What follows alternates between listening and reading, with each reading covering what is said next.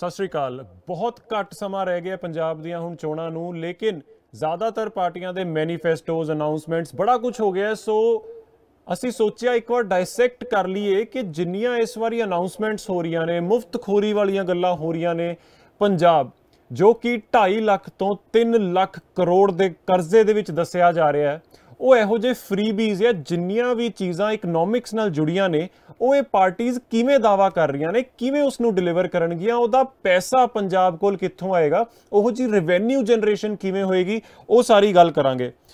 ਕੁਝ ਉਦਾਹਰਣ ਇਹੋ ਜਿਹੇ ਨੇ ਕਿ ਮੈਂ ਤੁਹਾਨੂੰ ਦੱਸ ਦਿੰਦਾ। ਇੱਕ ਪਾਰਟੀ ਕਹਿੰਦੀ ਹੈ ਕਿ 18 ਸਾਲ ਤੋਂ ਵੱਧ ਔਰਤਾਂ ਨੂੰ ਅਸੀਂ 1000 ਰੁਪਇਆ ਪ੍ਰਤੀ ਮਹੀਨਾ ਦੇਵਾਂਗੇ।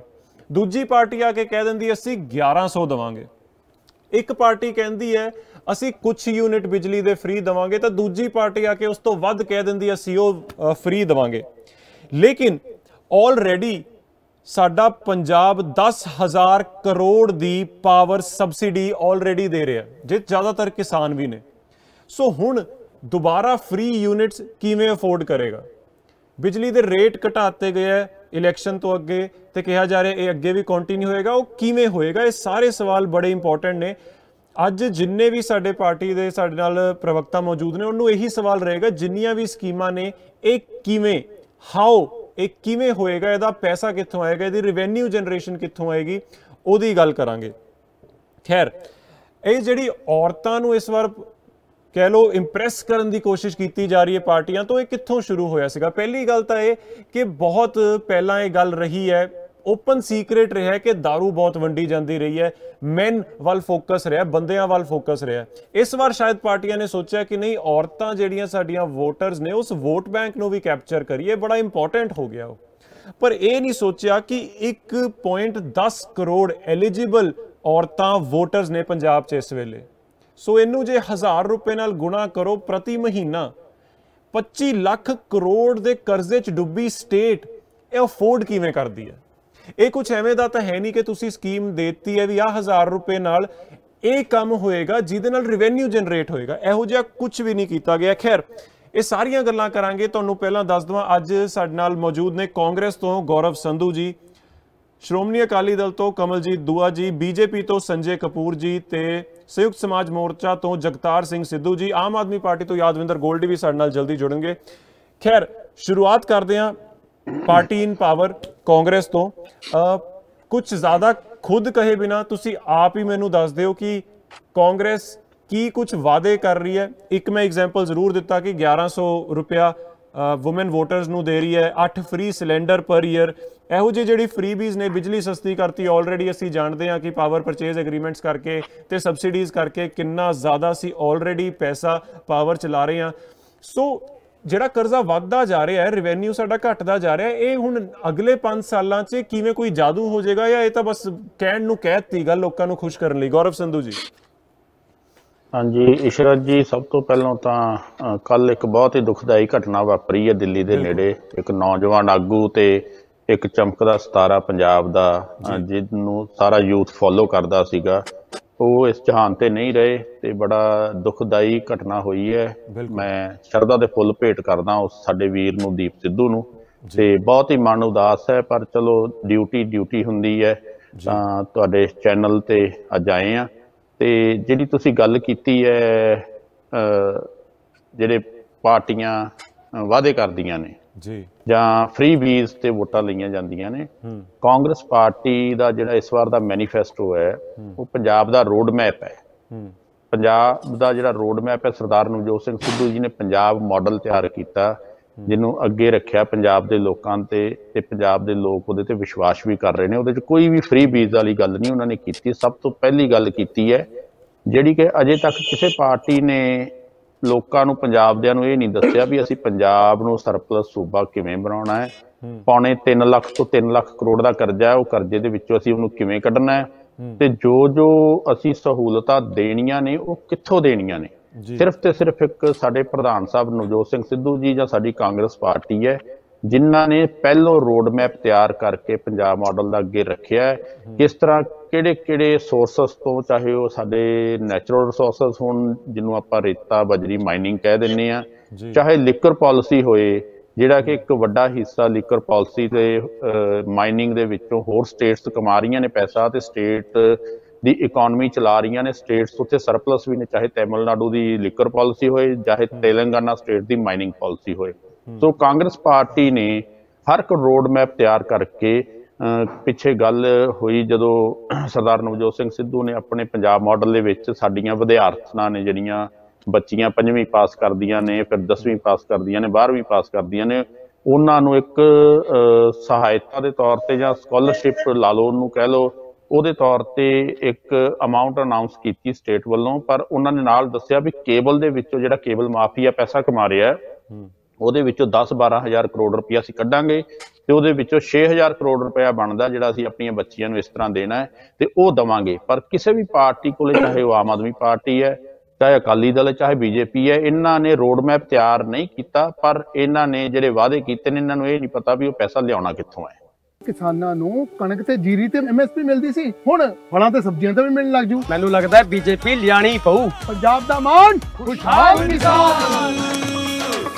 ਪ੍ਰਬਲ TMT ਸਰੀਆ ਤੁਹਾਡੇ ਭਰੋਸੇ ਦਾ ਪ੍ਰਤੀਕ। ਜਰਮਨ ਟੈਕਨੋਲੋਜੀ ਦੇ ਨਾਲ ਬਣਿਆ ਨਾਰਥ ਇੰਡੀਆ ਦਾ ਨੰਬਰ 1 ਸਰੀਆ, a product of Salson steels. ਕੀ ਗੱਲ ਹੈ ਬੇਬੇ, ਬੜੀ ਉਦਾਸ ਲੱਗ ਰਹੀ ਆ। ਤੇਰੇ ਤਾਏ ਦੇ ਗੁਜ਼ਰ ਜਾਣ ਤੋਂ ਬਾਅਦ ਸਾਰੀ ਜ਼ਿੰਮੇਵਾਰੀ ਮੇਰੇ ਤੇ ਆਣ ਪਈ ਹੈ। ਬੀਜੇਪੀ ਸਾਰੇ ਦਿਵਿਆਂਗਾਂ ਤੇ ਵਿਧਵਾਵਾਂ ਲਈ ਪੈਨਸ਼ਨ ਦੀ ਰਕਮ ਨੂੰ ਵਧਾ ਕੇ ਡਬਲ ਕਰ ਦੇਵੇਗੀ ਤੇ ਤੁਹਾਡੇ ਜੀਵਨ 'ਚ ਖੁਸ਼ੀਆਂ ਹੀ ਖੁਸ਼ੀਆਂ ਹੋਣਗੀਆਂ।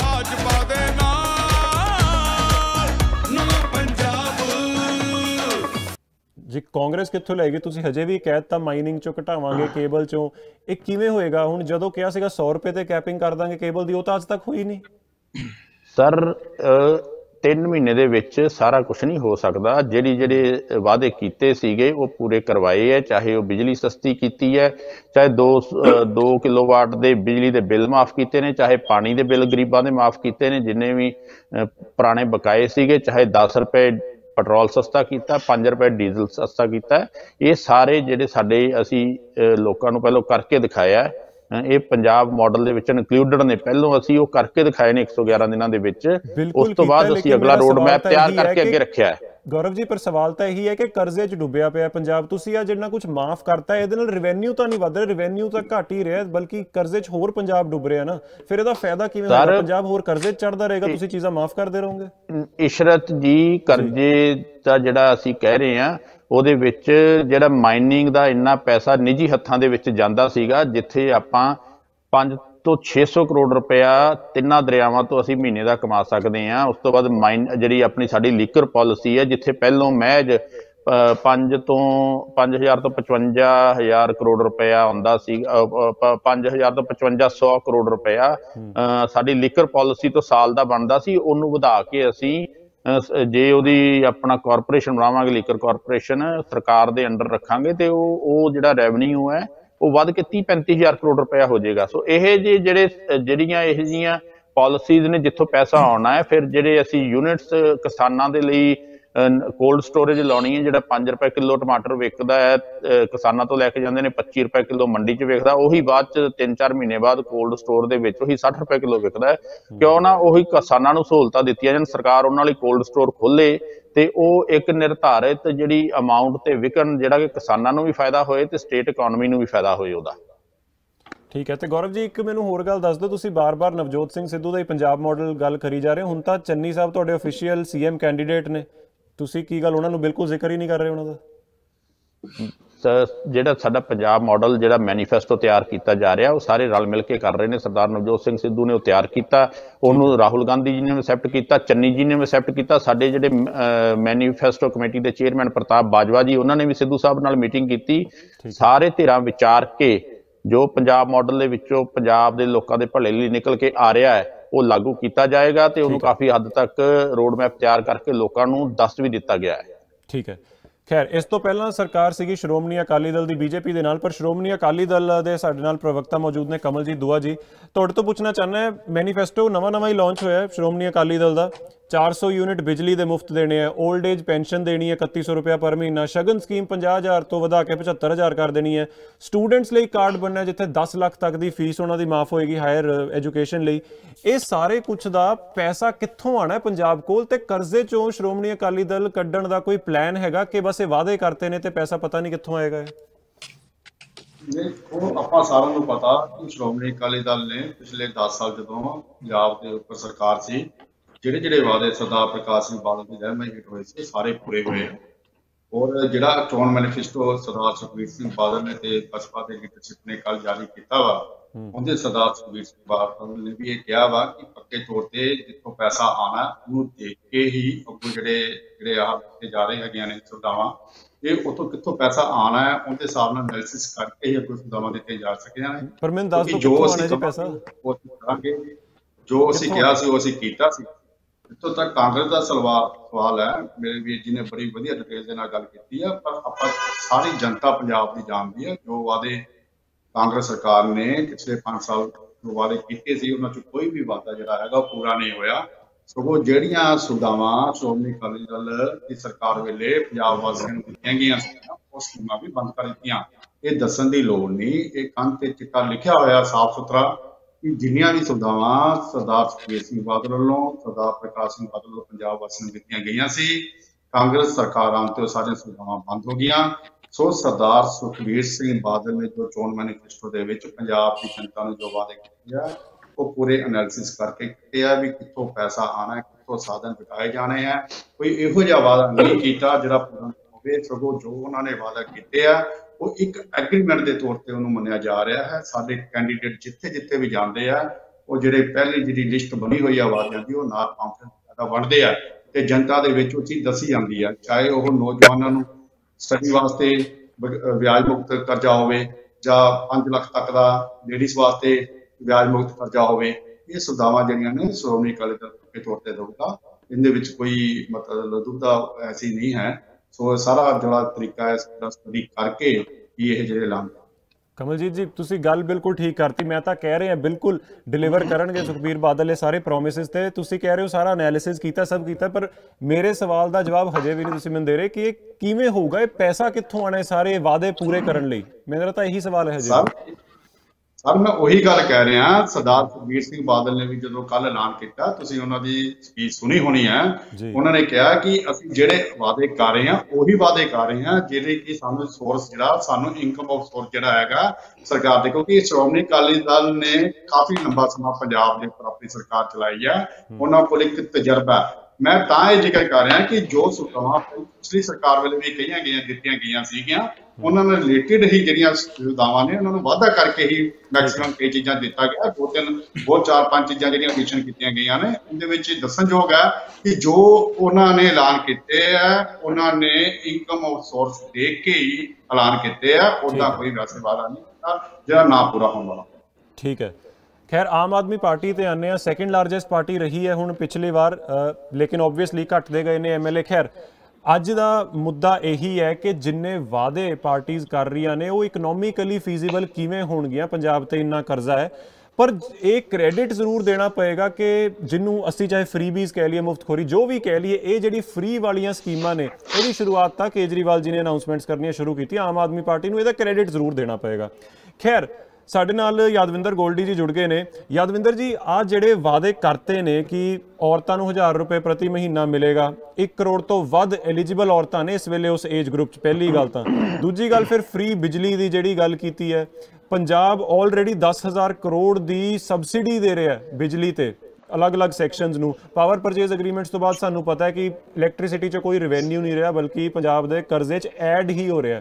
ਸੋ ਇਹ ਕਿਵੇਂ ਇਕਨੋਮਿਕਲੀ ਫੀਜ਼ੀਬਲ ਹੋਣ ਵਾਲਾ ਹੈ? ਆਮ ਆਦਮੀ ਪਾਰਟੀ ਦੀ ਸਰਕਾਰ ਜੇ ਆਂਦੀ ਹੈ ਸਭ ਲਈ ਪੈਸਾ ਕਿੱਥੋਂ ਆਉਣ ਵਾਲਾ ਹੈ? ਜਾਂ ਕਿਉਂਕਿ ਇਹ ਮਾਡਲ ਦਿੱਲੀ 'ਚ ਚੱਲ ਗਿਆ ਬਿਜਲੀ ਪਾਣੀ ਵਾਲਾ ਤਾਂ ਹੁਣ ਇੱਥੇ ਵੀ ਬਸ ਇਹ ਵਾਅਦਾ ਕਰਤਾ ਕਿ ਚਲੋ ਇੱਕ ਵਾਰ ਕਹਿ ਦਈਏ ਸਰਕਾਰ ਆਊਗੀ ਫਿਰ ਦੇਖੀ ਜਾਊਗੀ?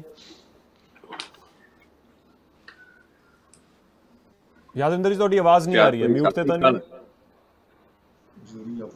ਹੈਲੋ ਹਾਂਜੀ ਹਾਂਜੀ ਜੀ ਹਾਂ ਮੇਰੀ ਆਵਾਜ਼ ਆ ਰਹੀ ਹੈ? ਜੀ ਜੀ ਜੀ ਹਾਂ ਜੀ, ਪਹਿਲਾਂ ਸਾਰਿਆਂ ਨੂੰ ਸਤਿ ਸ੍ਰੀ ਅਕਾਲ ਆ, ਜਿੰਨੇ ਵੀ ਜਾਣੇ ਦਰਸ਼ਕ ਦੇਖ ਰਹੇ ਆ। ਦੂਜੀ ਗੱਲ ਜਿਹੜੀ ਤੁਸੀਂ ਸਾਨੂੰ ਪੁੱਛੀ ਆ ਜੀ ਕਿ ਇਹ ਕਿਤੇ ਤੁਸੀਂ ਝੂਠੇ ਵਾਅਦੇ ਤਾਂ ਨਹੀਂ ਕਰ ਰਹੇ, ਮੈਂ ਪਹਿਲਾਂ ਦੱਸਣਾ ਚਾਹੁੰਦਾ ਆ ਕਿ ਜਦੋਂ ਅਸੀਂ ਦਿੱਲੀ ਦੇ ਵਿੱਚ ਪਹਿਲੀ ਦਫਾ ਸਰਕਾਰ ਬਣਾਈ ਹੈ ਔਰ ਪਹਿਲੀ ਦਫਾ ਦੇ ਵਿੱਚ ਜਦੋਂ ਅਸੀਂ ਕਿਹਾ ਕਿ ਬਿਜਲੀ ਮਾਫ ਪਾਣੀ ਮਾਫ ਵਾਲਾ ਮੁੱਦੇ ਦੇ ਉੱਤੇ ਅਸੀਂ ਕੰਮ ਕਰਾਂਗੇ ਤਾਂ ਉਦੋਂ ਵੀ ਲੋਕਾਂ ਨੇ ਇਹੀ ਗੱਲ ਕਹੀ ਸੀ ਕਿ ਪੈਸੇ ਕਿੱਥੋਂ ਆਉਣਗੇ। भाजपा गठबंधन आएगी ना तो अपना काम खोलने लिए 10 लाख तक का स्थान लोन देगी। बहुत बहुत धन्यवाद भाजपा गठबंधन का। ਪ੍ਰਬਲ TMT ਸਰੀਆ ਤੁਹਾਡੇ ਭਰੋਸੇ ਦਾ ਪ੍ਰਤੀਕ ਜਰਮਨ ਟੈਕਨੋਲੋਜੀ ਦੇ ਨਾਲ ਬਣਿਆ ਨਾਰਥ ਇੰਡੀਆ ਦਾ ਨੰਬਰ 1 ਸਰੀਆ a product of Salson steels. ਆ ਸਪੋਰਟਸ ਨਾਲ ਕੀ ਬਣੂਗਾ ਤੇਰਾ? ਆਪਣੀ ਭੈਣ ਨੂੰ ਵੇਖ ਤੇ ਤੂੰ ਵੀ ਆਪਣੀ ਪੜ੍ਹਾਈ ਤੇ ਜ਼ੋਰ ਦੇ। ਬਸ ਰਹਿਣ ਦੋ ਮੰਮੀ ਜੀ, ਇਹ ਸਪੋਰਟ ਸਟਾਰ ਬਣੂਗਾ। ਉਹ ਕਿਵੇਂ? ਬੀਜੇਪੀ ਆਊਗੀ ਤਾਂ ਕਬੱਡੀ ਦੀ ਖੇਡ ਨੂੰ ਉਤਸ਼ਾਹਿਤ ਕਰਨ ਲਈ ਪੇਂਡੂ ਟੂਰਨਾਮੈਂਟ ਨੂੰ ਵਧਾਵਾ ਦੇਵੇਗੀ। ਸਾਨੂੰ ਬੀਜੇਪੀ ਚਾਹੀਦੀ ਹੈ।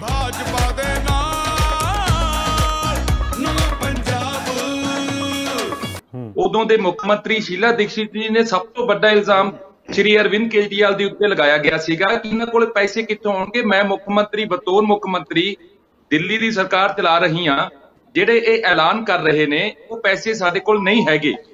ਪਰ ਤੁਸੀਂ ਸਾਰਿਆਂ ਨੇ ਦੇਖਿਆ ਯਾਰ, ਦਿੱਲੀ ਦੇ ਅੰਦਰ ਜਿੱਦਾਂ ਹੀ ਆਮ ਆਦਮੀ ਪਾਰਟੀ ਦੀ ਸਰਕਾਰ ਬਣੀ 24 ਘੰਟਿਆਂ ਦੇ ਅੰਦਰ ਅੰਦਰ ਪਾਣੀ ਮੁਫਤ ਔਰ ਬਿਜਲੀ ਮੁਫਤ ਵਾਲਾ ਜਿਹੜਾ ਵਾਅਦਾ ਸੀ ਉਹ 24 ਘੰਟਿਆਂ ਦੇ ਵਿੱਚ ਹੀ ਲੋਕਾਂ ਦੇ ਇੰਪਲੀਮੈਂਟ ਕਰਕੇ ਲੋਕਾਂ ਤੱਕ ਲੈ ਕੇ ਆਉਂਦਾ। ਦੂਜੀ ਗੱਲ, ਹੁਣ ਅਸੀਂ ਪੰਜਾਬ ਦੇ ਵਿੱਚ ਜਿਹੜੇ ਵਾਅਦੇ ਕੀਤੇ ਆ, ਜਿਵੇਂ ਤੁਸੀਂ ਕਿਹਾ ਵੀ ਇਹਦਾ ਕ੍ਰੈਡਿਟ ਆਮ ਆਦਮੀ ਪਾਰਟੀ ਨੂੰ ਜਾਣਾ ਚਾਹੀਦਾ ਹੈ ਔਰ ਬਿਲਕੁਲ ਸਹੀ ਜਾਣਾ ਚਾਹੀਦਾ। ਕਾਰਨ ਕਿਉਂ ਹੈ?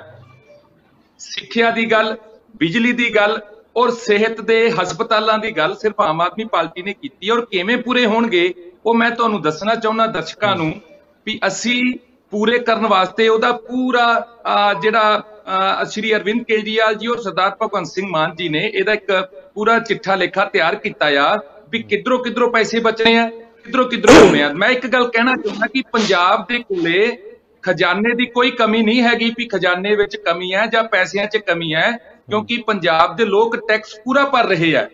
ਪਰ ਬਦਕਿਸਮਤੀ ਦੇ ਨਾਲ ਉਹ ਟੈਕਸਾਂ ਨੂੰ ਜਿਹੜੀ ਸਾਡੀ ਨੀਤੀ ਦੇ ਨਾਲ ਤੇ ਨੀਅਤ ਦੇ ਨਾਲ ਲਾਗੂ ਕਰਨਾ ਸੀ ਉਹ ਹੈ ਜਿਹੜਾ ਉਹ ਨਹੀਂ ਕੀਤਾ ਗਿਆ। ਭਾਵੇਂ ਸ਼ਰਾਬ ਦੇ ਵਿੱਚ ਮਾਫੀਆ ਲਾ ਲਓ, ਭਾਵੇਂ ਕੇਬਲ ਦੇ ਵਿੱਚ ਮਾਫੀਆ ਲਾ ਲਓ, ਭਾਵੇਂ ਟਰਾਂਸਪੋਰਟ ਦੇ ਵਿੱਚ ਮਾਫੀਆ ਲਾ ਲਓ, ਭਾਵੇਂ ਭੂਮੀਆਂ ਦਾ ਮਾਫੀਆ ਲਾ ਲਓ। ਜਿਹੜਾ ਦਿੱਲੀ ਦੇ ਅੰਦਰ ਜਿਹੜਾ 400 ਕਰੋੜ ਦੇ ਵਿੱਚ ਜਿਹੜਾ ਪੁਲ ਬਣਨਾ ਸੀਗਾ ਉਹ ਸ਼੍ਰੀ ਅਰਵਿੰਦ ਕੇਜਰੀਵਾਲ ਜੀ ਨੇ 200 ਕਰੋੜ ਦੇ ਵਿੱਚ ਬਣਾਇਆ ਔਰ ਉਸ ਤੋਂ ਵਧੀਆ ਬਣਾ ਕੇ ਉਹ 200 ਕਰੋੜ ਰੁਪਏ ਨੂੰ ਬਚਾਇਆ।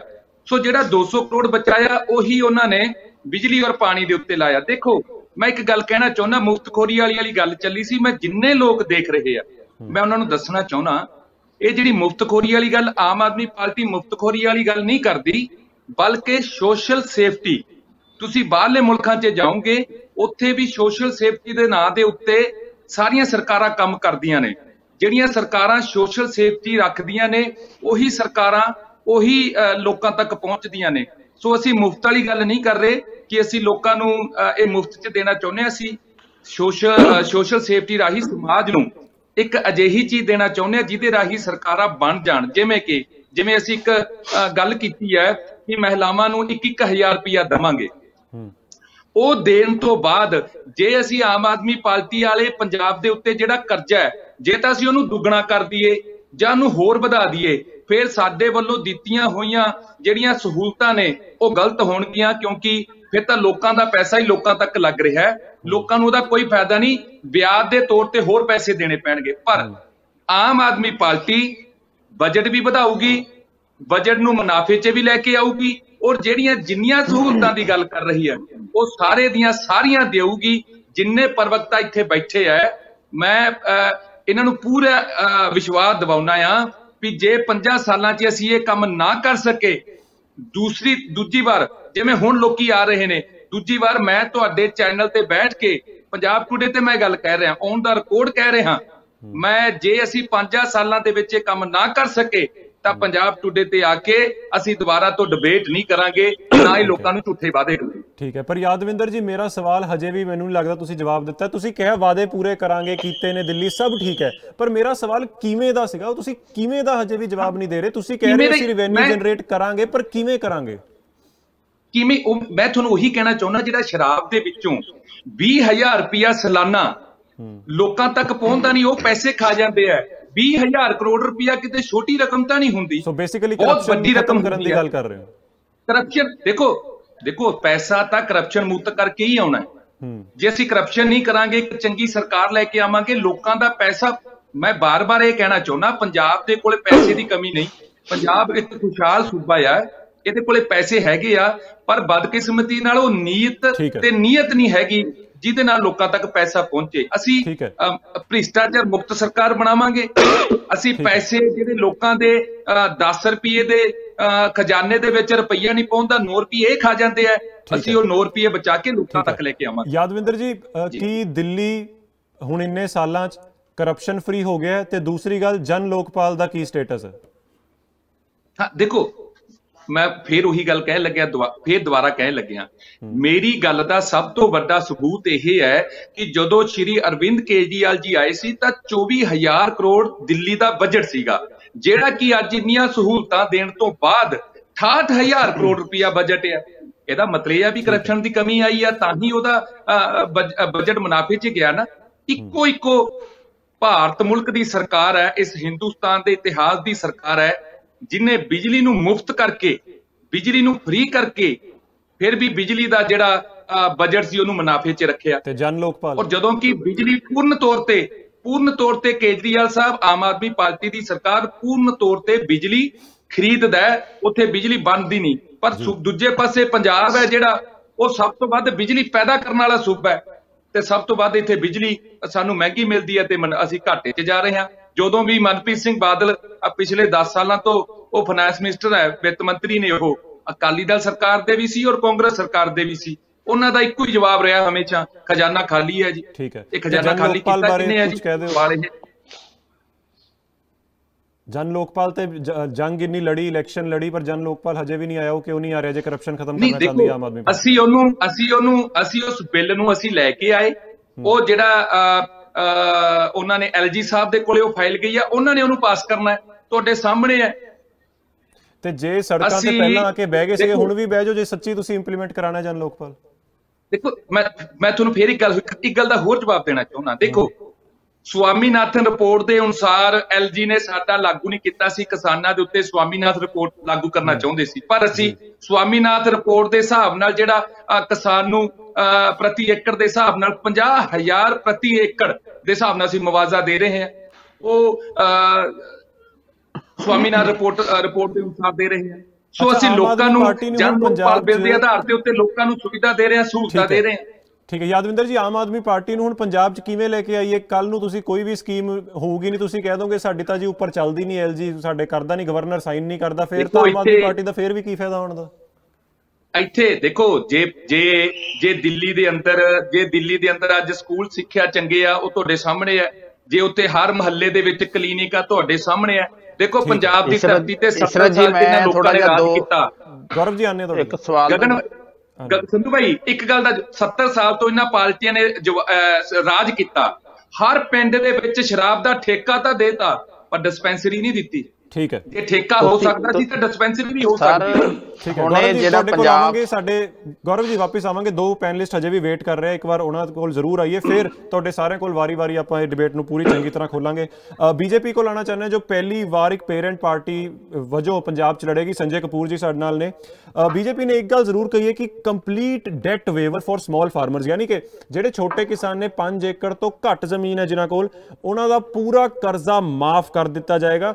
ਤੇ ਬਿਲਕੁਲ MSP ਵੀ, ਫਰੂਟਸ, ਵੈਜੀਟੇਬਲਸ, ਦਾਲਾਂ, ਆਇਲ ਸੀਡ, ਸਾਰਿਆਂ ਤੇ BJP ਨੇ ਆਪਣੇ ਮੈਨੀਫੈਸਟੋ 'ਚ ਜ਼ਿਕਰ ਜ਼ਰੂਰ ਕੀਤਾ ਹੈ।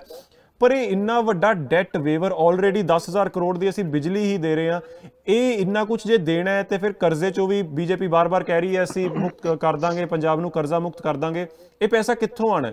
ਇਹ ਵਾਅਦੇ ਤਾਂ ਮੈਂ ਕਹਿ ਰਿਹਾ ਪੂਰੇ ਕਰੋਗੇ, ਕਿਵੇਂ ਪੂਰੇ ਕਰੋਗੇ ਸੰਜੇ ਕਪੂਰ ਜੀ? ਸਭ ਤੋਂ ਪਹਿਲੇ ਮੈਂ ਪੰਜਾਬ ਟੂਡੇ ਦੇ ਸਾਰੇ ਸਰੋਤਿਆਂ ਨੂੰ ਨਮਸਕਾਰ ਕਰਨਾ ਵਾ। ਦੇਖੋ, ਜਿਹੜਾ ਪੁਆਇੰਟ ਅੱਜ ਦੇ ਵਿੱਚ ਉਹ ਇਹ ਹੈਗਾ ਵਾ ਕਿ ਅੱਜ ਪੰਜਾਬ ਦੇ ਰੈਵਨਿਊ ਨੂੰ ਵਧਾਇਆ ਨਹੀਂ ਜਾ ਪਾ ਰਿਹਾ। ਅੱਜ ਪੈਸੇ ਦੀ ਕਮੀ ਨਹੀਂ ਹੈ ਪੰਜਾਬ ਦੇ ਵਿੱਚ, ਟੈਕਸਸ ਵਗੈਰਾ ਵੀ ਸਕਦੀਆਂ, ਪਰ ਅੱਜ ਦੀ ਡੇਟ 'ਚ ਹੋ ਕੀ ਰਿਹਾ ਹੈ ਕਿ ਰੈਵਨਿਊ ਪੰਜਾਬ ਦੇ ਖਜ਼ਾਨੇ 'ਚ ਜਾਣ ਦੇ ਬਜਾਏ ਅਫਸਰਾਂ ਦੀ ਜੇਬਾਂ ਤੇ ਮੰਤਰੀਆਂ ਦੀ ਜੇਬਾਂ ਦੇ ਵਿੱਚ ਜਾ ਰਿਹਾ। ਸੇਮ ਗੱਲ ਕਿ ਕਰਪਸ਼ਨ ਖਤਮ ਹੋਣ ਦੀ ਲੋੜ ਹੈ। ਬਿਲਕੁਲ, ਕਰਪਸ਼ਨ ਤੇ ਡੈਫੀਨੇਟਲੀ ਖਤਮ ਹੋਣ ਦੀ ਲੋੜ ਹੈ ਹੀ ਹੈ 100%। ਹੁਣ ਸਵਾਲ ਹੈ ਕਿ ਪੰਜਾਬ ਦੇ ਰੈਵਨਿਊ ਨੂੰ ਵਧਾਇਆ ਕਿਵੇਂ ਜਾ ਸਕਦਾ ਹੈਗਾ, ਜਿਹੜਾ ਜਿਹਦੇ ਤੇ ਅੱਜ ਤੁਹਾਡੀ ਡਿਬੇਟ ਹੈ ਜੀ। ਆਪਾਂ ਕੁਝ ਪੁਆਇੰਟਸ, ਕਾਫੀ ਪੁਆਇੰਟਸ ਸ਼ਾਰਟਲਿਸਟ ਕੀਤੇ ਆ, ਪਰ ਕੁਝ ਪੁਆਇੰਟਸ ਬਿੰਦੂ ਮੈਂ ਇਸ ਸਮੇਂ ਤੁਹਾਡੇ ਨਾਲ ਡਿਸਕਸ ਕਰਾਂਗਾ ਜੀ। ਅੱਜ ਦੀ ਜਿਹੜੀ ਪੰਜਾਬ ਦੀ ਲਿਕਰ ਪਾਲਿਸੀ ਹੈ, ਇਹ ਟੋਟਲੀ ਡਿਫੈਕਟਿਵ ਪਾਲਿਸੀ ਹੈ। ਇਸ ਪਾਲਿਸੀ ਨੂੰ ਆਪਾਂ ਕਰਨਾਟਕਾ ਦੀ ਪਾਲਿਸੀ ਦੇ ਅਕੋਰਡਿੰਗਲੀ ਬਣਾਵਾਂਗੇ ਜੀ। ਔਰ ਮੇਰਾ ਆਪਣਾ ਓਪੀਨੀਅਨ ਹੈ ਕਿ ਜਦੋਂ ਇਹ ਕਰਨਾਟਕਾ ਦੇ ਬੇਸ ਤੇ ਪਾਲਿਸੀ ਬਣ ਜਾਏਗੀ ਤੇ ਸਾਨੂੰ ਇਸ ਲਿਕਰ ਤੋਂ ਹੀ 20,000 ਕਰੋੜ ਰੁਪਏ ਦਾ ਸਾਲਾਨਾ ਐਡੀਸ਼ਨਲ ਰੈਵਨਿਊ ਆਏਗਾ। ਠੀਕ ਹੈ। ਸਾਡੀ ਇੱਥੇ ਮਾਈਨਿੰਗ ਪਾਲਿਸੀ ਹੈ, ਟੋਟਲੀ ਡਿਫੈਕਟਿਵ ਹੈ। ਸਾਲ ਦਾ ਸਾਨੂੰ ਸਿਰਫ 40 ਕਰੋੜ ਰੁਪਇਆ ਆਂਦਾ ਹੈਗਾ ਵਾ ਮਾਈਨਿੰਗ ਦੇ ਵਿੱਚੋਂ। ਇਹਨੂੰ ਜੇ ਆਪਾਂ ਸਹੀ ਢੰਗ ਨਾਲ ਪਾਲਿਸੀ ਨੂੰ ਬਣਾ ਦਈਏ, ਡਰਾਫਟ ਕਰ ਦਈਏ, ਇਹਦੇ ਲੂਪ ਹੋਲਸ ਕੱਢ ਦਈਏ ਤੇ 10,000 ਕਰੋੜ ਰੁਪਇਆ ਰੈਵਨਿਊ ਆਪਾਂ ਮਾਈਨਿੰਗ ਤੋਂ ਕੱਢ ਸਕਨੇ ਹੀ ਆ। ਸਾਡੇ ਇੱਥੇ ਮਿਊਨਿਸਪਲ ਕਾਰਪੋਰੇਸ਼ਨਸ ਔਰ ਇੰਪਰੂਵਮੈਂਟ ਟਰਸਟਾਂ ਨੇ ਜਿਹੜੀ ਐਡਵਰਟਾਈਜ਼ਮੈਂਟ ਪਾਲਿਸੀਜ਼ ਅੱਜ ਤੱਕ ਸਹੀ ਨਹੀਂ ਬਣਾ ਪਾਏ। ਜਿੰਨੀ ਹੋਰਡਿੰਗਸ ਦਿੱਤੀਆਂ ਜਾਂਦੀਆਂ ਹੈਗੀਆਂ ਬੜੇ ਸਸਤੇ ਰੇਟਾਂ 'ਚ ਆਪਣੇ ਮੰਤਰੀਆਂ ਦੇ ਚਹੇਤਿਆਂ ਨੂੰ ਜਾਂ ਪੋਲੀਟੀਕਲ ਵਰਕਰਾਂ ਨੂੰ ਦੇ ਦਿੱਤੀਆਂ ਜਾਂਦੀਆਂ। ਅੱਜ ਇੱਕ ਪ੍ਰੋਪਰ ਐਡਵਰਟਾਈਜ਼ਮੈਂਟ ਪਾਲਿਸੀ ਦੀ ਜ਼ਰੂਰਤ ਹੈਗੀ ਹੈ ਔਰ ਜਿਹੜਾ ਪੈਸਾ ਪੋਲੀਟੀਕਲ ਬੰਦਿਆਂ ਦੀ ਜੇਬਾਂ ਦੇ ਵਿੱਚ ਜਾਣ ਡਿਆ ਉਹ ਸਰਕਾਰ ਦੇ ਖਜ਼ਾਨੇ ਦੇ ਵਿੱਚ ਆਵੇ। ਇੱਥੇ ਕੇਬਲ ਮਾਫੀਆ ਐਡਾ ਵੱਡਾ ਔਰ ਕੇਬਲ ਤੋਂ ਬਹੁਤ ਘੱਟ ਸਰਕਾਰ ਦੀ ਰੈਵਨਿਊ ਹੈਗੀ ਹੈ, ਸਭ ਨੂੰ ਪਤਾ ਹੈਗਾ ਵਾ। ਬੀਜੇਪੀ ਗਠਬੰਧਨ ਨੇ ਘੋਸ਼ਣਾ ਕੀਤੀ ਹੈ ਅਸੀਂ ਹਰ ਜ਼ਿਲ੍ਹੇ 'ਚ ਨਸ਼ਾ ਮੁਕਤੀ ਕੇਂਦਰ ਖੋਲਾਂਗੇ ਤੇ ਸਭ ਨੂੰ ਰੋਜ਼ਗਾਰ ਦੇ ਮੌਕੇ ਵੀ ਦੇਣਗੇ। ਮਤਲਬ ਹੁਣ ਮਿਲੇਗਾ ਸਾਡੇ ਬੱਚਿਆਂ ਨੂੰ ਅੱਛਾ ਮਾਹੌਲ। ਪ੍ਰਬਲ TMT ਸਰੀਆ ਤੁਹਾਡੇ ਭਰੋਸੇ ਦਾ ਪ੍ਰਤੀਕ ਜਰਮਨ ਟੈਕਨੋਲੋਜੀ ਦੇ ਨਾਲ ਬਣਿਆ ਨਾਰਥ ਇੰਡੀਆ ਦਾ ਨੰਬਰ 1 ਸਰੀਆ a product of Salson steels. ਮੈਂ ਸੁਣਿਆ ਸੀ ਪ੍ਰੀਤਮ ਦੀ ਸਿਹਤ ਖਰਾਬ ਹੈ, ਤੁਸੀਂ ਉਹਨੂੰ ਕੋਵਿਡ ਦੀ ਵੈਕਸੀਨ ਨਹੀਂ ਲਵਾਈ? ਅਸੀਂ ਗਰੀਬਾਂ ਨੇ ਟੀਕਾ ਕਿੱਥੋਂ ਲਵਾਉਣਾ ਜੀ, ਟੀਕਾ ਮਹਿੰਗਾ ਹੀ ਬੜਾ ਹੈ। ਸਾਨੂੰ ਸਾਰਿਆਂ ਨੂੰ ਕੇਂਦਰ ਸਰਕਾਰ ਵੱਲੋਂ ਕੋਰੋਨਾ ਦਾ ਮੁਫਤ ਟੀਕਾ ਲੱਗ ਰਿਹਾ ਹੈ। ਜਦ ਭਾਜਪਾ ਗਠਬੰਧਨ ਦੀ ਸਰਕਾਰ ਆਊਗੀ ਉਹ ਕੋਰੋਨਾ 'ਚ ਮਦਦ ਕਰਨ ਵਾਲੇ ਲੋਕਾਂ ਨੂੰ ਪੈਸੇ ਦੇ ਨਾਲ ਹੋਰ ਸਿਹਤ ਸਹੂਲਤਾਂ ਵੀ ਦੇਣਗੇ। ਇਹ ਤੇ ਬਹੁਤ ਵਧੀਆ ਗੱਲ ਹੈ ਜੀ। ਕੇਬਲ ਮਾਫੀਆ ਨੂੰ ਕੰਟਰੋਲ ਕੀਤਾ ਜਾਏਗਾ ਔਰ ਆਪਾਂ ਉਮੀਦ ਕਰ ਰਹੇ ਹਾਂ ਕਿ ਸਾਲ ਦਾ 10 ਤੋਂ ਲੈ ਕੇ 15,000 ਕਰੋੜ ਰੁਪਇਆ ਰੈਵਨਿਊ ਸਾਨੂੰ ਕੇਬਲ ਤੋਂ ਆਏਗਾ ਐਡੀਸ਼ਨਲ। ਟਰਾਂਸਪੋਰਟ ਦੇ ਵਿੱਚ ਬੜੀ ਵੱਡੀ ਜ਼ਿਕਰ ਕੀਤਾ ਹੈ ਕਿ ਇੰਨੇ ਫੀਲਡਸ ਵਿੱਚ ਕਰਪਸ਼ਨ ਹੈ, ਬੀਜੇਪੀ ਉਹਨੂੰ ਖਤਮ ਕਰੇਗੀ। ਉਹ ਕਿਵੇਂ ਕਰੇਗੀ ਕਿ ਬੀਜੇਪੀ ਰੂਲ ਸਟੇਟਸ ਵਿੱਚ ਕਰਪਸ਼ਨ ਨਹੀਂ ਹੈ? ਉਹੀ ਮੈਂ ਕਹਿ ਰਿਹਾ, ਕਹਿਣ ਦੀਆਂ ਗੱਲਾਂ ਤਾਂ ਇਹ ਕਿਵੇਂ ਹੋਏਗਾ ਸਭ? ਨਹੀਂ ਮੈਨੂੰ ਇੱਕ ਵਾਰੀ ਆਪਣੀ ਗੱਲ ਪੂਰੀ ਕਰ ਲੈਣ ਦਿਓ, ਫਿਰ ਮੈਂ ਦੂਸਰੇ ਸਵਾਲ ਤੇ ਤੁਹਾਡੇ ਆਵਾਂਗਾ। ਤੁਹਾਨੂੰ ਵੈਟ ਦੀ ਗੱਲ ਦੱਸ ਦਿੰਦਾ ਵਾ। 2010 ਦੇ ਵਿੱਚ ਨਾ ਪੰਜਾਬ ਦਾ ਰੈਵਨਿਊ ਵੈਟ ਤੋਂ ਹੈਗਾ ਸੀ 12,000 ਕਰੋੜ ਔਰ ਹਰਿਆਣਾ ਦਾ ਰੈਵਨਿਊ ਹੈਗਾ ਸੀ 10,000 ਕਰੋੜ। ਅੱਜ 2020 ਦੇ ਵਿੱਚ ਹਰਿਆਣਾ ਦਾ ਰੈਵਨਿਊ ਤੇ ਹੋ ਗਿਆ 50,000 ਕਰੋੜ ਤੋਂ ਵੱਧ ਔਰ ਸਾਡਾ ਰੈਵਨਿਊ ਅੱਜ ਦੀ ਡੇਟ 'ਚ 16,000 ਕਰੋੜ ਹੈ ਸਿਰਫ। ਐਨੀ ਕਿ ਪੋਟੈਂਸ਼ੀਅਲ ਨਹੀਂ ਹੈ ਵੈਟ ਕਲੈਕਸ਼ਨ ਦਾ, ਬਟ ਪੈਸਾ ਕਿਤੇ ਹੋਰ ਜਾ ਰਿਹਾ ਵੈਟ ਕਲੈਕਸ਼ਨ ਦਾ। ਲੋਕਾਂ ਮੰਤਰੀਆਂ ਦੀ ਜੇਬਾਂ ਦੇ ਵਿੱਚ ਪੈਸੇ ਜਾ ਰਹੇ ਆ, ਅਫਸਰਾਂ ਦੀ ਜੇਬਾਂ 'ਚ ਪੈਸੇ ਜਾ ਰਹੇ ਆ। ਬੜਾ ਵੱਡਾ ਪੋਟੈਂਸ਼ੀਅਲ ਵੈਟ ਦੇ ਵਿੱਚੋਂ ਰੈਵਨਿਊ ਕਲੈਕਟ ਕਰਨ ਦਾ ਹੈਗਾ ਪੰਜਾਬ ਗਵਰਨਮੈਂਟ ਨੂੰ। ਵੈਟ ਦੀ ਆਪਾਂ ਸਾਰੀ ਲੀਕੇजेस ਨੂੰ ਕੰਟਰੋਲ ਕਰਾਂਗੇ, ਸਾਰਾ ਸਿਸਟਮ ਆਨਲਾਈਨ ਕਰ ਦਿਆਂਗੇ ਕਿ ਕਿਸੇ ਬੰਦੇ ਨੂੰ ਡਿਪਾਰਟਮੈਂਟ ਜਾਣ ਦੀ ਲੋੜ ਹੀ ਨਾ ਰਵੇ। ਇਸ ਤੋਂ ਇਲਾਵਾ ਤੁਹਾਨੂੰ ਔਰ ਗੱਲ ਦੱਸਣਾ ਕਿ ਰੀਅਲ ਏਸਟੇਟ ਦੇ ਵਿੱਚ ਗਵਰਨਮੈਂਟਸ ਨੇ ਪਾਲਿਸੀਜ਼ ਬਣਾਉਂਦੀਆਂ ਰਹੀਆਂ ਔਰ ਉਹਨਾਂ ਨੇ ਬੇਸਿਕਲੀ EDC ਚਾਰजेस ਇੰਨੇ ਵਧਾ ਦਿੱਤੇ ਕਿ ਰੀਅਲ ਏਸਟੇਟ ਵਾਲੇ ਲੋਕਾਂ ਨੇ ਇਲੀਗਲ ਕਾਲੋਨੀਆਂ ਕੱਟਣੀਆਂ ਚਾਲੂ ਕਰ ਦਿੱਤੀਆਂ। ਹੁੰਦਾ ਕੀ ਹੈ ਕਿ ਜਦੋਂ ਇਲੈਕਸ਼ਨ ਆਉਂਦੇ ਆ ਉਹ ਤੋਂ 2, 4, 6 ਮਹੀਨੇ ਪਹਿਲੇ ਉਹ ਇਲੀਗਲ ਕਾਲੋਨੀ ਨੂੰ ਲੀਗਲਾਈਜ਼ ਕਰਨ ਲਈ ਫੀਸ ਰੱਖ ਦਿੰਦੇ ਹੈਗੇ ਆ। 4.5 ਸਾਲ ਰੀਅਲ ਏਸਟੇਟ ਤੋਂ ਰੈਵਨਿਊ ਹੀ ਨਹੀਂ ਆ ਪਾਉਂਦਾ ਹੈਗਾ ਗਵਰਨਮੈਂਟ ਨੂੰ। ਆਪਾਂ ਇੱਕ ਰੈਸ਼ਨਲਾਈਜ਼ ਰੀਅਲ ਏਸਟੇਟ ਪਾਲਿਸੀ ਲੈ ਕੇ ਆਵਾਂਗੇ ਜਿਹੜੀ 5 ਸਾਲ ਕੰਮ ਕਰੇ ਔਰ ਉਹਦਾ ਪੈਸਾ EDC ਦਾ ਸਰਕਾਰੀ ਖਜ਼ਾਨੇ ਦੇ ਵਿੱਚ ਆ ਸਕੇ। ਵੈਟ ਲਈ ਵਨ ਟਾਈਮ ਸੈਟਲਮੈਂਟ ਸਕੀਮ ਲੈ ਕੇ ਆਵਾਂਗੇ ਕਿ ਜਿਨ੍ਹਾਂ ਨੇ ਪਿਛਲੇ ਪੁਰਾਣੇ ਇੰਨੇ ਸਾਲਾਂ ਤੋਂ ਕੇਸਿਸ ਅੜੇ ਹੈ, ਫਸੇ ਹੈ, ਇੱਕ ਵਾਰੀ ਬੈਠ ਕੇ ਸਰਕਾਰ ਨੂੰ ਪੈਸਾ ਦੇ ਦੇਣ ਔਰ ਆਪਣੀ ਸੈਟਲਮੈਂਟ ਕਰਵਾ ਕੇ ਆਪਣੇ ਵੀ ਸੁਰਖਰੂ ਹੋਣ ਔਰ ਉਹ ਪੈਸਾ ਸਰਕਾਰੀ ਖਜ਼ਾਨੇ ਦੇ ਵਿੱਚ ਆਉਣ ਵਾਲਾ ਬਣੇ ਔਰ ਲਿਟੀਗੇਸ਼ਨ ਘਟੇ ਉਹਦੇ ਨਾਲ। ਉਹਦੇ ਬਾਅਦ ਇੱਥੇ ਦੇਖੋ ਪੰਜਾਬ ਦੇ ਵਿੱਚ ਲੈਂਡ ਬੜੀ ਕਾਸਟਲੀ ਹੈ। ਇੱਥੇ ਇੰਡਸਟਰੀ ਲਗਾਣੀ ਹੋਵੇ ਤੇ ਪਹਿਲੇ ਜ਼ਮੀਨ ਦੀ ਕਾਸਟ ਬਹੁਤ ਜ਼ਿਆਦਾ ਹੈ। ਸਰਵਿਸ ਸੈਕਟਰ ਨੂੰ ਆਪਾਂ ਪੰਜਾਬ ਦੇ ਵਿੱਚ ਪ੍ਰਮੋਟ ਕਰਾਂਗੇ, ਇੱਥੇ IT ਹਬਸ ਬਣਾਵਾਂਗੇ। ਤੁਸੀਂ ਇਹ ਦੇਖੋ ਪੰਜਾਬ ਦੇ ਬੱਚੇ ਬੜੇ ਟੈਲੈਂਟਡ ਹੈ। ਮੈਂ ਕਈ ਬੱਚਿਆਂ ਨੂੰ ਜਾਣਦਾ ਜਿਹੜੇ ਬੰਗਲੌਰ, ਹੈਦਰਾਬਾਦ IT ਕੰਪਨੀਆਂ 'ਚ ਕੰਮ ਕਰਦੇ ਪਏ ਆ। ਜੇ ਆਪਾਂ ਉੱਥੋਂ ਦੀ IT ਕੰਪਨੀਆਂ ਨੂੰ ਇੱਥੇ ਹੀ ਲੈ ਆਈਏ ਤੇ ਇੱਕ ਤੇ ਪੰਜਾਬ ਦੇ ਵਿੱਚ ਸਾਨੂੰ ਬੱਚਿਆਂ ਨੂੰ ਇੰਪਲੋਇਮੈਂਟ ਮਿਲ ਜਾਏਗੀ ਔਰ ਜਿਹੜੇ ਬੱਚੇ ਅੱਜ ਘਰੋਂ ਤੋਂ ਬਾਹਰ ਦੂਰ ਬੰਗਲੌਰ, ਹੈਦਰਾਬਾਦ ਜਾਂ ਦੂਜੇ ਸ਼ਹਿਰਾਂ 'ਚ ਜਾ ਕੇ ਨੌਕਰੀਆਂ ਕਰਦੇ ਪਏ ਆ ਉਹ ਆਪਣੇ ਘਰ ਦੇ ਵਿੱਚ ਰਹਿ ਪਾਣਗੇ। ਔਰ ਸਰਵਿਸ ਸੈਕਟਰ ਅੱਜ ਦੀ ਡੇਟ 'ਚ ਸਭ ਤੋਂ ਜ਼ਿਆਦਾ ਗਰੋਇੰਗ ਸੈਕਟਰ ਹੈਗਾ ਵਾ ਔਰ ਉਹਦੇ ਤੋਂ ਵੀ ਸਰਕਾਰ ਨੂੰ, ਪੰਜਾਬ ਗਵਰਨਮੈਂਟ ਨੂੰ ਰੈਵਨਿਊ ਆਉਂਦਾ ਰਹੇਗਾ ਜਾ ਕੇ। ਸੋ NRIs ਨੂੰ ਦੇਖੋ, NRI ਅੱਜ ਪੰਜਾਬ 'ਚ ਆਉਣਾ ਚਾਹੁੰਦਾ ਹੈ ਪਰ ਹਰ ਸਰਕਾਰ ਨੇ ਉਹਨੂੰ ਸਹੀ ਢੰਗ ਨਾਲ ਕੋਈ ਫੈਸਿਲਿਟੀਜ਼ ਨਹੀਂ ਦਿੱਤੀਆਂ। ਅੱਜ ਪੰਜਾਬ ਇੱਕ ਐਗਰੀਕਲਚਰ ਸਟੇਟ ਹੈ। ਐਗਰੋ ਪ੍ਰੋਸੈਸਿੰਗ ਇੰਡਸਟਰੀਜ਼ ਨੂੰ ਆਪਾਂ ਪ੍ਰਮੋਟ ਕਰਾਂਗੇ ਔਰ NRIs ਨੂੰ ਇਨਵਾਈਟ ਕਰਾਂਗੇ ਕਿ ਇੱਥੇ ਆ ਕੇ ਇੰਡਸਟਰੀ ਲਗਾਉਣ ਔਰ ਐਗਰੋ ਇੱਥੇ ਕਿਸਾਨਾਂ ਨੂੰ ਕਿ ਉਹਨਾਂ ਦਾ ਜਿੰਨਾ ਪ੍ਰੋਡਕਟ ਹੈ ਉਹ ਬੇਸਿਕਲੀ ਜਾ ਕੇ ਸਿੱਧਾ ਉਹ ਫੈਕਟਰੀਆਂ ਦੇ ਵਿੱਚ ਚਲੇ ਜਾਏਗਾ, ਉਹਨਾਂ ਨੂੰ ਪੇਮੈਂਟ ਡਾਇਰੈਕਟ ਹੋ ਜਾਏਗੀ। ਠੀਕ ਹੈ, ਇਹ ਪ੍ਰਮੋਟ ਕਰਕੇ ਆਪਾਂ ਅੱਜ ਦੀ ਡੇਟ 'ਚ ਮੈਂ ਸਮਝਦਾ ਕਿ ਪੰਜਾਬ ਦਾ ਜਿਹੜਾ ਰੈਵਨਿਊ ਨੀਅਰ ਦੇ ਕਰੀਬ ਹੈ, ਇਹਨੂੰ ਆਪਾਂ ਡਬਲ ਦੇ ਕਰੀਬ ਕਰ ਸਕਦੇ ਹਾਂ। ਔਰ ਮੈਂ ਤੁਹਾਨੂੰ ਗੱਲ ਦੱਸਾਂ, ਸਟੇਟ ਦਾ ਹੀ ਹੋਣੀ ਹੈ ਜੇ ਸਟੇਟ ਦਾ ਰੈਵਨਿਊ ਵਧੇਗਾ। ਠੀਕ ਹੈ, ਜੇ ਸਟੇਟ ਦਾ ਰੈਵਨਿਊ ਅਸੀਂ ਵਧਾ ਸਕਦੇ ਨਾ, ਆਪਾਂ ਜੋ ਮਰਜ਼ੀ ਕਰ ਲਈਏ, ਜਿੰਨੀਆਂ ਮਰਜ਼ੀ ਗੱਲਾਂ ਕਰ ਲਈਏ, ਮਰਜ਼ੀ ਫ੍ਰੀਬੀਜ਼ ਦੇਣ ਦੀ ਗੱਲ ਕਰ ਲਈਏ, ਪੰਜਾਬ ਨਹੀਂ ਉਸਰ ਸਕਦਾਗਾ। ਜੇ ਪੰਜਾਬ ਨੂੰ ਆਪਾਂ ਬਚਾਣਾ ਹੈ, ਪੰਜਾਬ ਨੂੰ ਅੱਗੇ ਵਧਾਣਾ ਹੈ, ਤੇ ਸਾਨੂੰ ਇਹਦੇ ਰੈਵਨਿਊ ਤੇ ਕੰਮ ਕਰਨਾ ਪਏਗਾ ਕਿ ਪੰਜਾਬ ਦੇ ਰੈਵਨਿਊ ਆਪਾਂ ਕਿਸ ਤਰ੍ਹਾਂ ਵਧਾ ਸਕਦੇ ਹਾਂ। तो बीजेपी ने मोटे तौर पे ਇਹ ਪੁਆਇੰਟਸ ਤੁਹਾਡੇ ਸਾਹਮਣੇ ਰੱਖੇ ਹੈ। ਸਾਡਾ ਬੀਜੇਪੀ ਦਾ ਵਿਊ ਪੁਆਇੰਟ ਹੈ ਤੇ ਇਸ ਬੇਸਿਸ ਤੇ ਆਪਾਂ ਅੱਗੇ ਪੰਜਾਬ ਦੇ ਰੈਵਨਿਊ ਨੂੰ ਵਧਾਉਣ ਦੀ ਪੂਰੀ ਕੋਸ਼ਿਸ਼ ਕਰਾਂਗੇ। ਚਲੋ, ਮੈਨੂੰ ਖੁਸ਼ੀ ਹੈ ਐਟਲੀਸਟ ਸੰਜੇ ਜੀ ਨੇ ਇੱਕ ਐਵੀਡੈਂਸ ਬੇਸ ਤੇ ਸਪੈਸੀਫਿਕ ਗੱਲਾਂ ਕੀਤੀਆਂ ਨੇ। ਠੀਕ ਹੈ, ਐਸਐਸਐਮ ਦੇ ਵੀਰ ਸਾਡੇ ਨਾਲ ਮੌਜੂਦ ਨੇ, ਜਗਤਾਰ ਸਿੱਧੂ ਜੀ। ਮੈਨੂੰ ਇੱਕ ਤਾਂ ਪਹਿਲਾਂ ਗੱਲ ਇਹ ਕਲੀਅਰ ਕਰਨਾ ਤੁਸੀਂ ਸ਼ੁਰੂਆਤ 'ਚ ਕਿ ਦੋ ਤਰ੍ਹਾਂ ਦੇ ਤੁਹਾਡੇ ਇਸ ਵੇਲੇ ਮੈਨੀਫੈਸਟੋ ਮੇਰੇ ਸਾਹਮਣੇ ਆਉਂਦੇ ਆ। ਇੱਕ ਤਾਂ ਇਕਰਾਰਨਾਮਾ ਜਿਹੜਾ ਹਫ਼ਤੇ ਕੁ ਪਹਿਲਾਂ ਰਾਜੇਵਾਲ ਜੀ ਨੇ ਪ੍ਰੈਸ ਕਾਨਫਰੰਸ ਕਰਕੇ ਕੀਤਾ ਸੀਗਾ, ਲੇਕਿਨ ਇੱਕ ਹੋਰ ਚੱਲ ਰਿਹਾ ਕਿ ਜਿਹੜੇ ਕੈਂਡੀਡੇਟਸ ਨੂੰ ਡਾਕਟਰ ਸਵੈਮਾਨ ਸਿੰਘ ਪ੍ਰਮੋਟ ਕਰ ਰਹੇ, ਸਭ ਨੂੰ ਤਾਂ ਉਹ ਕਰ ਨਹੀਂ ਰਹੇ, ਉਹ ਇੱਕ 30 ਪੁਆਇੰਟ ਦਾ ਪੂਰਾ ਮੈਨੀਫੈਸਟੋ ਬਣਾਇਆ ਹੋਇਆ ਤੇ ਆ ਦੋਵੇਂ ਮੈਨੀਫੈਸਟੋਸ 'ਚ ਬਹੁਤ ਜ਼ਿਆਦਾ ਫਰਕ ਹੈ। ਉਹ ਇਸ ਤਰ੍ਹਾਂ ਕਿ ਜਿਹੜਾ ਇਕਰਾਰਨਾਮਾ ਰਾਜੇਵਾਲ ਜੀ ਦਾ ਹੈ, ਉਹ ਕਹਿੰਦੇ ਆ ਕਿ ਕਿਸਾਨਾਂ ਦੀ ਇਨਕਮ ਅਸੀਂ 25,000 ਪ੍ਰਤੀ ਮਹੀਨਾ ਫਿਕਸ ਕਰਾਂਗੇ।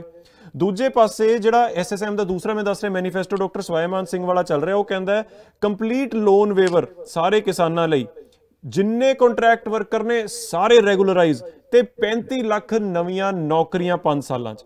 ਖੈਰ, ਤੁਸੀਂ ਦੋਵਾਂ ਦਾ ਦੱਸ ਸਕਦੇ ਹੋ ਕਿਹੜਾ ਸਹੀ ਹੈ, ਦੋਵੇਂ ਸਹੀ ਹੈ, ਇਹ ਦੋ ਅਲੱਗ-ਅਲੱਗ ਕਿਉਂ ਨੇ, ਤੁਸੀਂ ਸਭ ਦੱਸ ਸਕਦੇ ਹੋ। ਪਰ ਪਹਿਲੀ ਗੱਲ ਤਾਂ ਇਹ 'ਚੋਂ ਕਿਹੜਾ ਮੰਨੀਏ, ਦੋਵੇਂ ਮੰਨੀਏ ਤਾਂ ਇਹ ਜਿਹੜਾ ਇੰਨਾ ਕੁਝ ਕਹਿ ਦਿੱਤਾ ਹੈ, ਇਹ ਇੰਨਾ ਪੈਸਾ ਕਿੱਥੋਂ ਆਣਾ ਹੈ? ਆਲਰੇਡੀ ਪੰਜਾਬ ਤੇ ਇੰਨਾ ਕਰਜ਼ਾ ਹੈ। ਜਗਤਾਰ ਜੀ।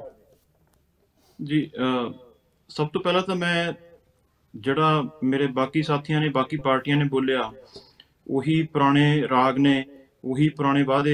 जिसमें गालिब ने कहा कि हम जानते हैं जन्नत की हकीकत, लेकिन दिल के खुश रखने को गालिब ये ख्याल अच्छा है, दिल बहलाने के लिए। जी, ए अपना ठीक है।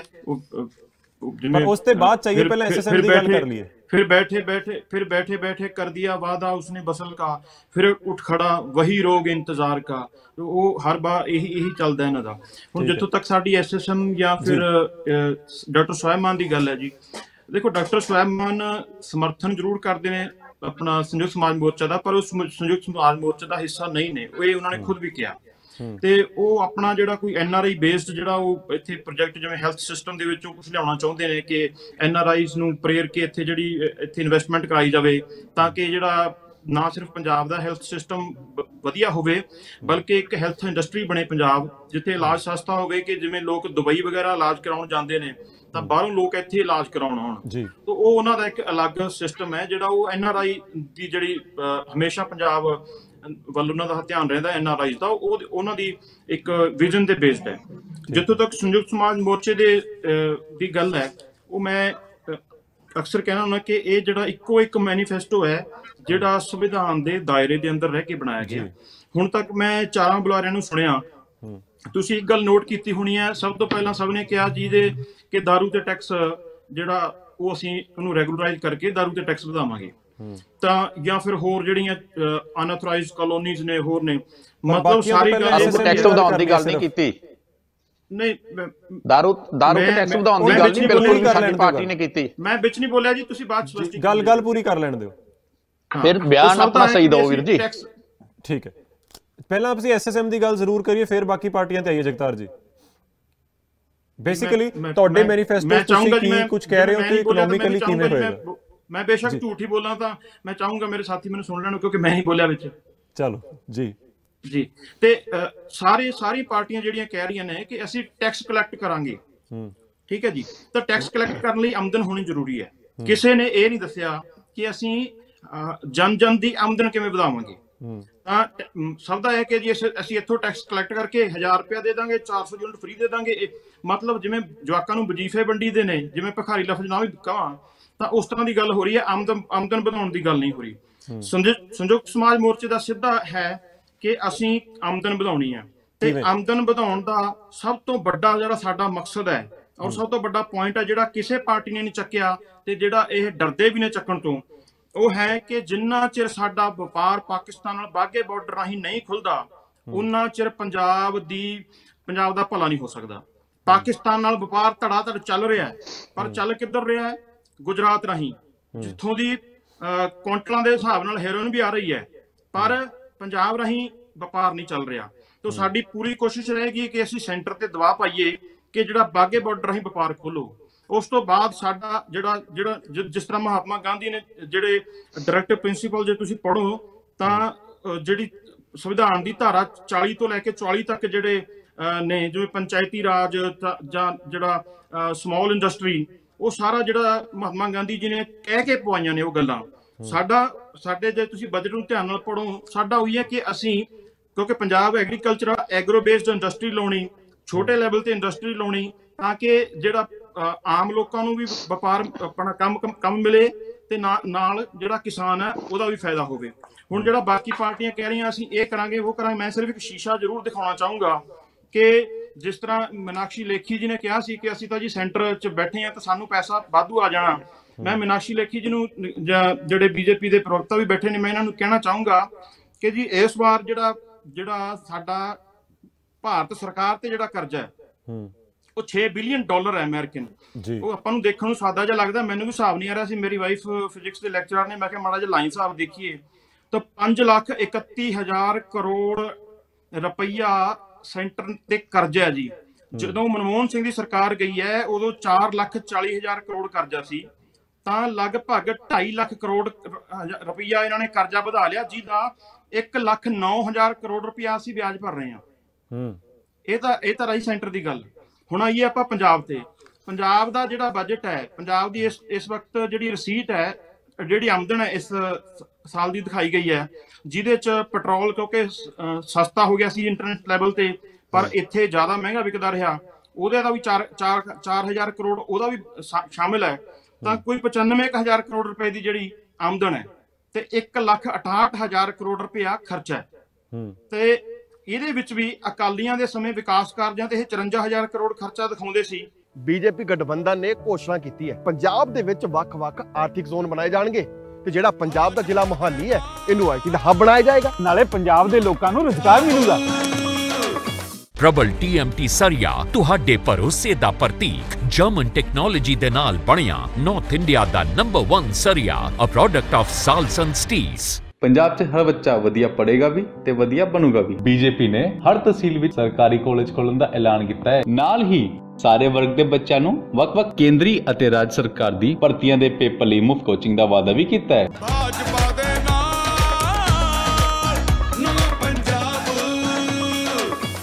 ਤੇ ਮਨਪ੍ਰੀਤ ਬਾਦਲ ਜਿਹੜੇ ਕਹਿੰਦੇ ਸੀ ਅਸੀਂ ਜੀ ਆਪਣਾ ਖਰਚਾ ਘਟਾ ਕੇ ਕਰਜ਼ਾ ਉਤਾਰਾਂਗੇ, ਕਾਂਗਰਸ ਨੇ ਪਰ ਈਅਰ 34,000 ਕਰੋੜ ਰੁਪਏ ਖਰਚਾ ਕੀਤਾ ਹੈ। ਇਹਦੇ ਬਾਵਜੂਦ ਵੀ 1 ਲੱਖ ਕਰੋੜ ਰੁਪਇਆ ਕਰਜ਼ਾ ਵੱਧ ਗਿਆ। ਤੇ ਇਹ ਜਿਹੜੀਆਂ ਹੁਣ ਗੱਲਾਂ ਕਰਨੀਆਂ ਨੇ ਹਵਾਈ ਕਿ ਅਸੀਂ ਬਿਜਲੀ ਮਾਫ ਕਰ ਦਾਂਗੇ, ਇਹ ਕਰ ਦਾਂਗੇ, ਉਹ ਕਰ ਦਾਂਗੇ, ਇਹ ਨਾ ਬੇਵਕੂਫ ਬਣਾਓ। ਲੋਕ ਬਹੁਤ ਮਤਲਬ ਕਾਂਗਰਸ ਵੀ ਕਹਿ ਰਹੀ ਅਸੀਂ ਇਹ ਕਰ ਦਾਂਗੇ ਜੀ, ਇਹ ਦੇਈ ਜਾਂਦੇ ਨੇ 111 ਦੇ ਨਾਲ ਹਿਸਾਬ। 4.5 ਸਾਲ ਦਾ ਹਿਸਾਬ ਕੌਣ ਦੇਊਗਾ? ਤੇ ਇਹਨਾਂ ਨੇ ਚੰਨੀ ਜੀ ਨੇ 111 ਦੇ ਨਾਲ ਹਿਸਾਬ ਤਾਂ ਦੇਤਾ, ਤੇ ਚੰਨੀ ਜੀ ਨੇ 111 ਦਿਨਾਂ ਦਾ ਇਹ ਹਿਸਾਬ ਨਹੀਂ ਦਿੱਤਾ ਵੀ ਰੇਤੇ ਚੋਂ ਪਹਿਲਾਂ ਤਾਂ ਚੋਰੀ ਹੋ ਰਹੀ ਸੀ, ਹੁਣ ਕਿੰਨਾ ਕੁ ਪੈਸਾ ਆ ਗਿਆ ਜਿਹੜਾ ਖਜ਼ਾਨੇ ਦੇ ਵਿੱਚ। ਇਹ ਤਾਂ ਉਹ ਆ ਜਿਵੇਂ ਗੁਰਦਾਸ ਮਾਨ ਨੇ ਕਿਹਾ ਸੀ ਵੀ ਸਾਵਣ ਤੇ ਬੀਤ ਗਿਆ ਛੱਡ ਸ਼ਿਕਵਾ ਕੀ ਕਰਨਾ, ਤੂੰ ਮਾਲਕ ਮਰਜ਼ੀ ਦਾ ਜਦ ਮਰਜ਼ੀ ਵਰਸ ਲਵੀਂ। ਇਹ ਤਾਂ ਬੀਤ ਗਏ ਦੀਆਂ ਗੱਲਾਂ ਨੇ। ਤੇ ਬਾਕੀ ਆ ਜਿਹੜੇ ਨਵੀਂ ਪਾਰਟੀ ਆਈ ਆ ਆਮ ਆਦਮੀ ਪਾਰਟੀ, ਜਿਹੜੀ ਗੰਜੇ ਨੂੰ ਵੀ ਕੰਘੀ ਵੇਚਣ ਦਾ ਹੁਨਰ ਰੱਖਦੀ ਆ, ਤੇ ਇਹਨਾਂ ਨੇ ਹਲੇ ਮੈਂ ਜਾਣਨਾ ਚਾਹੂੰਗਾ ਮੇਰੇ ਸਾਥੀ ਤੋਂ ਕਿ ਜੀ ਤੁਸੀਂ ਪਲੀਜ਼ ਦੱਸੋ, ਇਹਨਾਂ ਡਾਟਾ ਵਾਈਜ਼ ਦੱਸੋ ਵੀ ਕਿਵੇਂ ਪੈਸੇ ਲਾਉਂਗੇ, ਕਿਉਂਕਿ ਜੇ ਤੁਸੀਂ ਨਵੀਂ ਇੰਡਸਟਰੀ ਲਾਉਣ ਦੀ ਗੱਲ ਕਰਦੇ ਹੋ ਤਾਂ ਉਹਨੂੰ ਟੈਕਸ ਫਰੀ ਰੱਖਣਾ ਪੈਂਦਾ, 3 ਸਾਲ ਛੋਟ ਦੇਣੀ ਪੈਂਦੀ ਹੈ, ਤਾਂ ਕੋਈ ਇੰਡਸਟਰੀ ਲਾਉਣ ਲਈ ਇੱਥੇ ਰਾਜੀ ਹੁੰਦਾ ਹੈ। ਤੇ ਉਹ ਜਿਹੜੇ ਅਸਲੀ ਮੁੱਦਿਆਂ ਤੋਂ ਨਾ ਭੱਜੋ। ਜਿਹੜਾ ਤੁਸੀਂ ਹਿੰਦੂ ਮੈਜੋਰਿਟੀ ਵੋਟ ਨੂੰ, ਜਿਹੜਾ ਮਿਡਲ ਕਲਾਸ ਨੂੰ ਪੈਸੀਫਾਈ ਕਰਕੇ ਉਹਨੂੰ ਲੁਭਾ ਕੇ ਤੁਸੀਂ ਜਿਹੜੀਆਂ ਗੱਲਾਂ ਕਰ ਰਹੇ ਹੋ, ਗੱਲ ਕਰੋ ਕਿਸਾਨ ਦੀ। 85% ਜਿਹੜਾ ਰੁਜ਼ਗਾਰ ਲੋਕਾਂ ਨੂੰ 85% ਇਸ ਦੇਸ਼ ਚੋਂ ਅਨਅਥੋਰਾਈਜ਼ਡ ਅਨਰੈਕਗਨਾਈਜ਼ਡ ਜਿਹੜਾ ਬਿਜ਼ਨਸ ਉਹ ਚੋਂ ਮਿਲਦਾ ਹੈ। ਉਹ 85% ਕਿਹੜਾ ਹੈ? ਦੁਕਾਨਾਂ ਨੇ, ਸ਼ੈਲਰ ਨੇ, ਛੋਟੀਆਂ ਹੋਰ ਚੀਜ਼ਾਂ ਨੇ। ਜਿਹੜੀ ਪੈਰਲਲ ਇਕਨੋਮੀ ਆ ਸਾਡੀ, ਜਿਹੜੀ ਬਲੈਕ ਮਨੀ ਦੇ ਨਾਂ ਤੇ ਜਿਹੜਾ ਹੈਗਾ ਤੁਹਾਡਾ ਨੋਟਬੰਦੀ ਦੇ ਨਾਂ ਤੇ ਮੋਦੀ ਸਾਹਿਬ ਨੇ ਬਰਬਾਦ ਕਰਤੀ ਆ, ਉਹ 85% ਲੋਕਾਂ ਦਾ ਕੀ ਕਰੋਗੇ ਤੁਸੀਂ? ਉਹਦਾ ਮਾੜਾ ਜਿਹਾ ਨਾ ਅੰਕੜਿਆਂ ਸਹਿਤ ਤੁਸੀਂ ਤੱਥਾਂ ਸਹਿਤ ਦੱਸੋ, ਐਵੇਂ ਹਵਾ 'ਚ ਗੱਲਾਂ ਨਾ ਕਰੋ। ਠੀਕ ਹੈ, ਜਵਾਬ ਲੈ ਲੈਣੇ। ਪਹਿਲਾਂ ਤਾਂ ਗੌਰਵ ਸੰਧੂ ਜੀ ਬਹੁਤ ਦੇਰ ਤੋਂ ਵੇਟ ਕਰ ਰਹੇ ਜੀ। ਗੌਰਵ ਜੀ। ਹਾਂਜੀ, ਸਭ ਤੋਂ ਪਹਿਲਾਂ ਤਾਂ ਮੈਂ ਧੰਨਵਾਦ ਕਰਦਾ ਮੇਰੇ ਬੀਜੇਪੀ ਵਾਲੇ ਭਰਾ ਨੇ, ਜਿਹੜਾ ਇਹਨਾਂ ਨੇ ਹੂ ਬਹੂ ਸਾਰਾ ਰੋਡ ਮੈਪ ਜਿਹੜਾ ਸਰਦਾਰ ਨਵਜੋਤ ਸਿੰਘ ਸਿੱਧੂ ਪਿਛਲੇ ਲਗਭਗ 1.5 ਸਾਲ ਤੋਂ ਦੱਸ ਰਹੇ ਨੇ, ਉਹਦੀ ਕਾਪੀ ਕਰਕੇ ਇਹਨਾਂ ਨੇ ਉਹ ਹੂ ਬਹੂ ਸਾਰਾ ਤੁਹਾਡੇ ਅੱਗੇ ਪੇਸ਼ ਕਰਤਾ। ਧੰਨਵਾਦ। ਕਮ ਸੇ ਕਮ ਚਲੋ ਇਹਨਾਂ ਨੇ ਇਹ ਤਾਂ ਸੋਚਿਆ ਵੀ ਅਸੀਂ ਨਵਜੋਤ ਸਿੰਘ ਸਿੱਧੂ ਵਾਲਾ ਜਿਹੜਾ ਮਾਡਲ ਹੈ ਕਿਵੇਂ ਅਸੀਂ, ਠੀਕ ਹੈ, ਹਾਂਜੀ, ਕਿਵੇਂ ਅਸੀਂ ਆਮਦਨ ਵਧਾਉਣੀ ਹੈ ਪੰਜਾਬ ਦੀ। ਪਾਕਿਸਤਾਨ ਬਾਗਾ ਬਾਰਡਰ ਹੀ ਵਪਾਰ ਖੋਲਣ ਦੀ ਗੱਲ। ਹਾਂ ਬਿਲਕੁਲ। ਫਿਰ ਤੁਸੀਂ ਸਭ ਤੋਂ ਪਹਿਲਾਂ ਸਰਦਾਰ ਤੁਸੀਂ ਸੰਯੁਕਤ ਮੋਰਚੇ ਵਾਲਿਓ, ਤੁਸੀਂ ਕਹਿੰਦੇ ਹੋ ਦੂਜੇ ਡਰਦੇ ਨੇ ਵੀ ਇਹ ਨਾਂ ਨਹੀਂ ਲੈਣਾ ਚਾਹੁੰਦੇ ਪਾਕਿਸਤਾਨ ਦਾ। ਸਭ ਤੋਂ ਪਹਿਲਾਂ ਸਰਦਾਰ ਨਵਜੋਤ ਸਿੰਘ ਸਿੱਧੂ ਨੇ ਬਿਨਾਂ ਡਰ ਤੋਂ ਬਿਨਾਂ ਭੇਦਭਾਵ ਤੋਂ ਪਾਕਿਸਤਾਨ ਜਾ ਕੇ ਕਰਤਾਰਪੁਰ ਲਾਂਘਾ ਖੁਲਵਾਉਣ ਦੀ ਪਹਿਲਕਦਮੀ ਕੀਤੀ। ਦੂਜੀ ਗੱਲ ਸੁਣ ਲਓ, ਔਨ ਰਿਕਾਰਡ ਸੁਣਿਓ, ਸ਼ਾਇਦ ਤੁਹਾਨੂੰ ਪਤਾ ਨਹੀਂਗਾ, ਤੁਸੀਂ ਵੀ ਉਦੋਂ ਸਰਦਾਰ ਨਵਜੋਤ ਸਿੰਘ ਸਿੱਧੂ ਦੀਆਂ ਤਾਰੀਫਾਂ ਕਰਦੇ ਸੀ ਵੀ ਸਰਦਾਰ ਨਵਜੋਤ ਸਿੰਘ ਸਿੱਧੂ ਕਹਿੰਦੇ ਨੇ ਜੇ ਉੱਥੇ ਬੰਬੇ ਦੀ ਬੰਦਰਗਾਹ ਤੋਂ ਵਪਾਰ ਹੋ ਸਕਦਾ ਪਾਕਿਸਤਾਨ ਨਾਲ, ਗੁਜਰਾਤ ਤੋਂ ਹੋ ਸਕਦਾ, ਤੇ ਪੰਜਾਬ ਤੋਂ ਕਿਉਂ ਨਹੀਂ ਹੋ ਸਕਦਾ? ਸਰਦਾਰ ਨਵਜੋਤ ਸਿੰਘ ਸਿੱਧੂ ਨੇ ਆਵਾਜ਼ ਚੱਕੀ ਸੀ ਇਹ, ਤੇ ਅੱਜ ਵੀ ਉਹ ਚੱਕਦੇ ਨੇ। ਅਸੀਂ ਵੀ ਨਹੀਂ ਮੁਨਕਰ ਕਰਦੇ, ਸਾਡੇ ਪ੍ਰਧਾਨ ਸਾਹਿਬ ਨੇ ਜੋ ਆਵਾਜ਼ ਚੱਕੀ ਹੈ। ਦੂਜੀ ਗੱਲ ਜਿਹੜੀ ਮੇਰੇ ਆਮ ਆਦਮੀ ਪਾਰਟੀ ਵਾਲੇ ਮੇਰੇ ਭਰਾ ਨੇ ਜਿਹੜੀ ਗੱਲ ਕਹੀ ਸੀ ਵੀ ਅਸੀਂ ਪਾਣੀ, ਪਹਿਲੀ ਸਰਕਾਰ ਆਉਂਦੇ ਹੀ ਪਾਣੀ ਫ੍ਰੀ ਕਰਤਾ ਲੋਕਾਂ ਦਾ। ਪਹਿਲੀ ਗੱਲ ਤੇ ਉੱਥੇ ਦਿੱਲੀ ਦੇ ਵਿੱਚ ਜਿਹੜੇ ਲੋਕਾਂ ਦਾ ਪ੍ਰਾਈਵੇਟ ਜੌਬ ਨੇ ਜਾਂ ਸਰਕਾਰੀ ਜੌਬ ਨੇ ਜਾਂ ਪ੍ਰਾਈਵੇਟ ਇੰਡਸਟਰੀ, ਇਹ ਸਾਰੇ ਦੇਸ਼ ਦਾ ਪੈਸਾ ਟੈਕਸ ਦਾ ਉੱਥੇ ਦਿਖਦਾ। ਦਿੱਲੀ ਦੇ ਵਿੱਚ 70% ਸਰਕਾਰ ਜਿਹੜੀ ਸੈਂਟਰ ਸਰਕਾਰ ਹੈ, ਚਾਹੇ ਪੁਲਿਸ ਚਲਾਉਣੀ, ਚਾਹੇ ਹੋਰ ਸਰਕਾਰੀ ਅਦਾਰੇ ਚਲਾਉਣੇ ਨੇ, ਚਾਹੇ ਉੱਥੇ ਪੁਲ ਬਣਾਉਣੇ ਨੇ, ਉਹ ਸਾਰਾ ਸੈਂਟਰ ਸਰਕਾਰ ਖਰਚ ਕਰਦੀ ਹੈ। ਇਹਨਾਂ ਦਾ ਤਾਂ ਕੁਝ ਖਰਚ ਹੀ ਨਹੀਂ ਆਉਂਦਾ। ਜੋ ਲੋਕਾਂ ਤੋਂ ਇਕੱਠਾ ਕਰਦੇ ਨੇ ਉਹਨਾਂ ਨੂੰ ਦੇ ਦਿੰਦੇ ਨੇ, ਉਹਦੇ ਚੋਂ 10 ਪੈਸੇ ਉਹਨਾਂ ਨੂੰ ਦੇ ਕੇ ਤੇ ਵਾਹ ਵਾਹ ਕਰੀ ਜਾਂਦੇ ਨੇ। ਪਰ ਪੰਜਾਬ ਦੇ ਹਾਲਾਤ ਦਿੱਲੀ ਵਰਗੇ ਨਹੀਂ ਗਏ। ਪੰਜਾਬ ਦੇ ਵਿੱਚ ਖੇਤੀ ਦੇ ਉੱਤੇ ਕੋਈ ਟੈਕਸ ਨਹੀਂ ਹੈਗਾ। 80% ਸਾਡੀ ਖੇਤੀ ਹੁੰਦੀ ਹੈ ਪੰਜਾਬ ਦੇ ਵਿੱਚ। ਆਮ ਆਦਮੀ ਪਾਰਟੀ ਵਾਲਿਆਂ ਨੂੰ ਇਹ ਦੇਖਣਾ ਪਏਗਾ ਵੀ ਉਹ ਪੈਸਾ ਕਿੱਥੋਂ ਦੇਣਾ। ਇਹ ਤਾਂ ਉੱਥੇ ਸਬਸਿਡੀ ਨਹੀਂ ਦੇ ਪਾ ਰਹੇ ਆਪਣੇ ਕਿਸਾਨਾਂ ਨੂੰ, ਤਾਂ ਇੱਥੇ ਜਿਹੜੇ ਲਾਰੇ ਲਾ ਰਹੇ ਨੇ। ਜਿਹੜਾ ਇਹਨਾਂ ਨੇ ਪਾਣੀ ਫ੍ਰੀ ਦੀ ਗੱਲ ਕੀਤੀ ਆ, ਇੱਕ ਤੁਹਾਨੂੰ ਮੈਂ ਇਸ਼ਰਤ ਜੀ ਇੱਕ ਨਾ WhatsApp ਹੁਣੇ ਭੇਜਿਆ ਆਪਣੇ ਤੁਹਾਡੇ ਦੂਜੇ ਨੰਬਰ ਤੇ, ਜੇ ਹੋ ਸਕੇ ਜੇ ਦਿਖਾ ਸਕੋ ਤਾਂ ਦਿਖਾ ਦਿਓ। ਇੱਕ ਭਰਾ ਨੇ ਉੱਥੇ ਅਨਿਲ ਕੁਮਾਰ, ਉਹਨਾਂ ਨੇ RTI ਕਢਾਈ ਹੈ ਦਿੱਲੀ ਜਲ ਬੋਰਡ ਦੀ। 58,000 ਕਰੋੜ ਦੇ ਘਾਟੇ 'ਚ ਚੱਲ ਰਿਹਾ ਦਿੱਲੀ ਜਲ ਬੋਰਡ। ਇਹ ਅੱਗਾ ਸੌੜ ਪਿੱਛਾ ਚੌੜ ਵਾਲੀ ਗੱਲ ਹੈ ਅਰਵਿੰਦ ਕੇਜਰੀਵਾਲ ਦੀ। 58,000 ਕਰੋੜ ਦੇ ਘਾਟੇ 'ਚ ਹੈ।